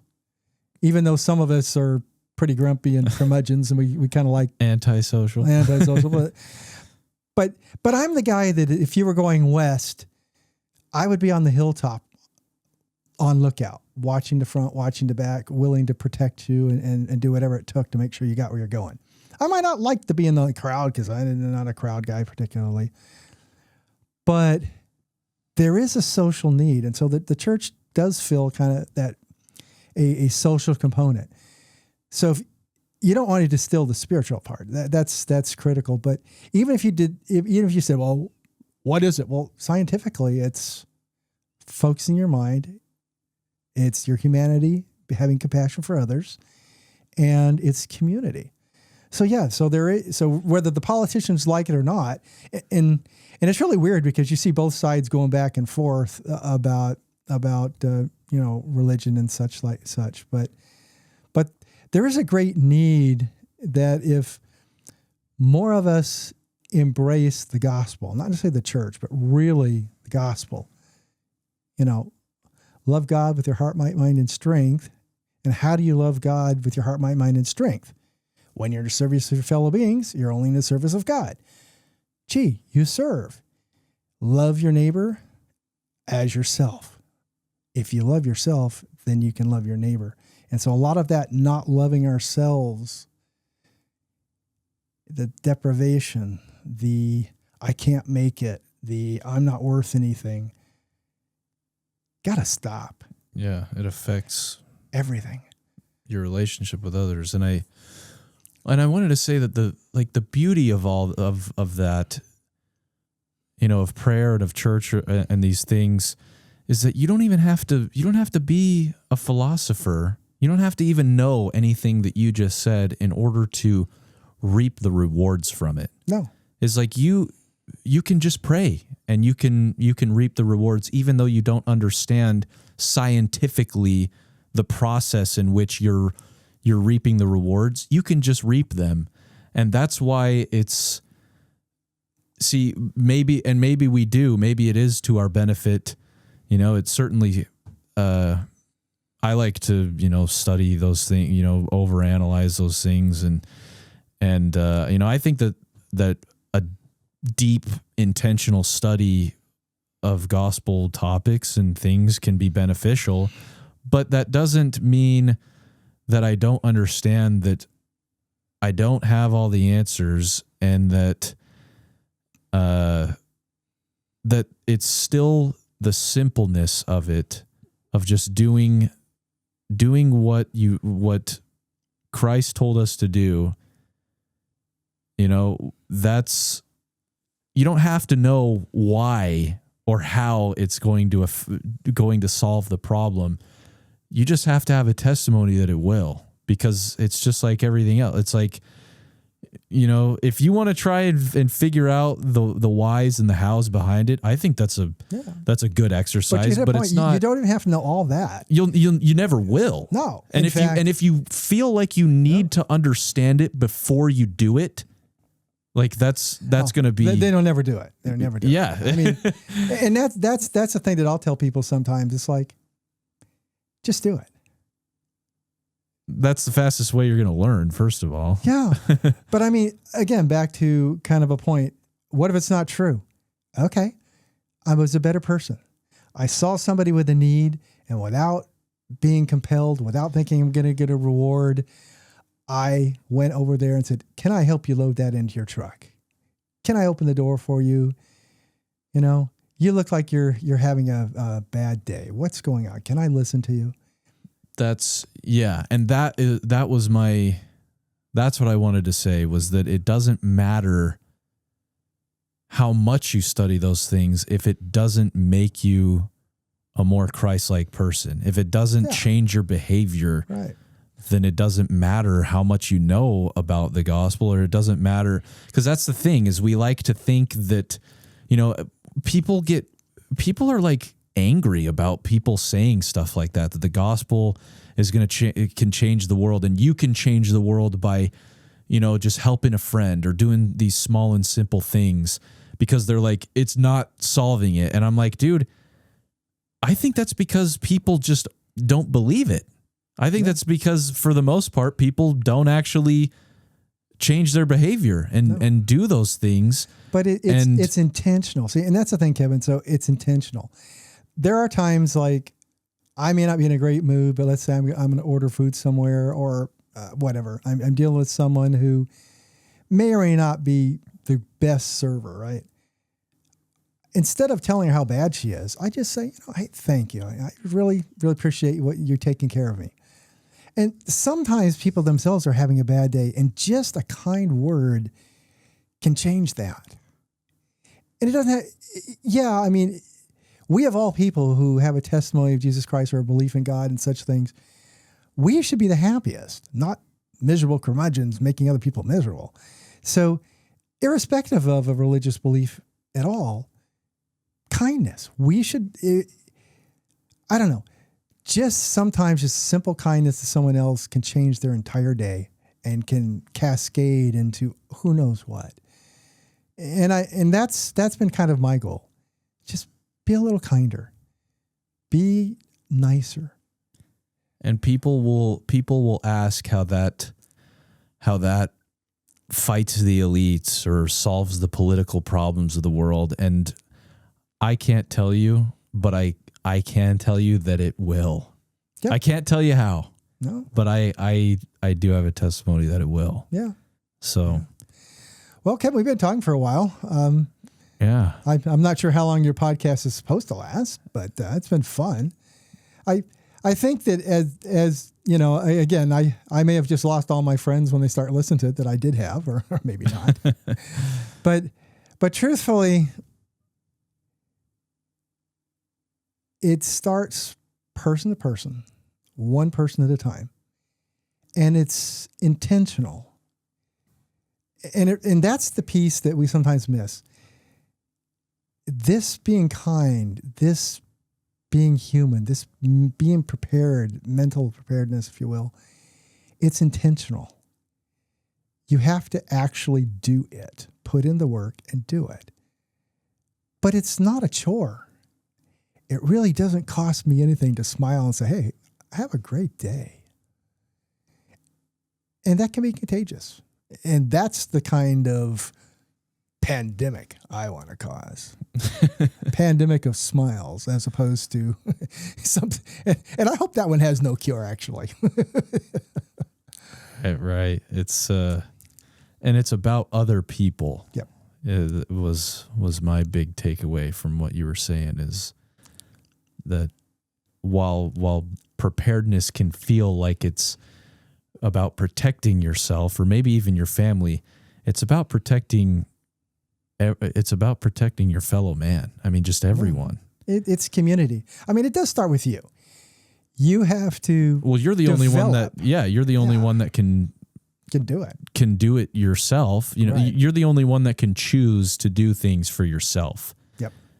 But you're the only one that can choose to do something for somebody else. Exactly. Also. It's for other people. Yeah. And so. I think that's what Jesus Christ was all about. Yeah, I think so. I mean, I kind of laugh sometimes where people say, you know, I'm just trying to be like Jesus. And when I'm being cantankerous, I'm like, what? Homeless, irritating the government, getting yourself killed? Yeah, well, I think I'll not do that part, right? Let's talk about selflessness, kindness, getting outside of ourselves, right? Anyway. Well, anything that we missed? I don't know. If you invite me back, we'll have to start and figure something else out. But I wanted to. That's the thing. I was gonna say we had. I've done. Less than 15 episodes. Not very many episodes, but already 2 of them have been about emergency preparedness. But I never intended for that. I mean, I just knew that you. Seems like you like to talk, Bob. Yeah. Oh yeah, I'm really shy and have no opinion on anything.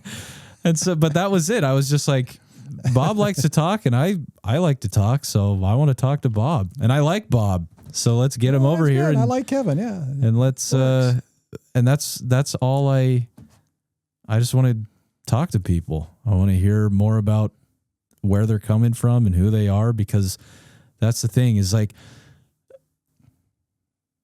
You might go decades knowing somebody, but never having this, never having a sit down conversation, get to know people in this fashion. you might be around them at the ward activities and the service projects and you might be neighbors, but like you can, I mean, I've done it. There were people that I grew up with my whole life, decades went by, and you'll never do this. And this is what I feel like is important. This is what I think the world needs more of. And so that's why I, and sometimes it's hard though. I mean, it's scary. I'm talking to you, but who knows? You could have 5 people listen, 500. Oh, I know. 5,000, 5 million. I could have the FBI show up, put me in handcuffs and put me in jail because I have an opinion somebody didn't like. But you said it earlier, Bob. You know? We're going to die one day. Yeah. But I'd rather die with a retirement and my wife beside me there, as opposed to a cellmate who is combing my 3 hairs. Yeah. Right? I mean, that would be preferable. That would be preferable. But we all return to our Mother Earth at some point. But don't we? My point is like, the self-preparedness, I love it. It's a bonus. That's bonus information. I wanted to talk to Bob, and I'm glad that I did. So thank you for taking some time to prepare and teach me a few things. Yeah, it was fun. You know, what do they say in some businesses? That's a wrap. Okay, well, we'll end it there then.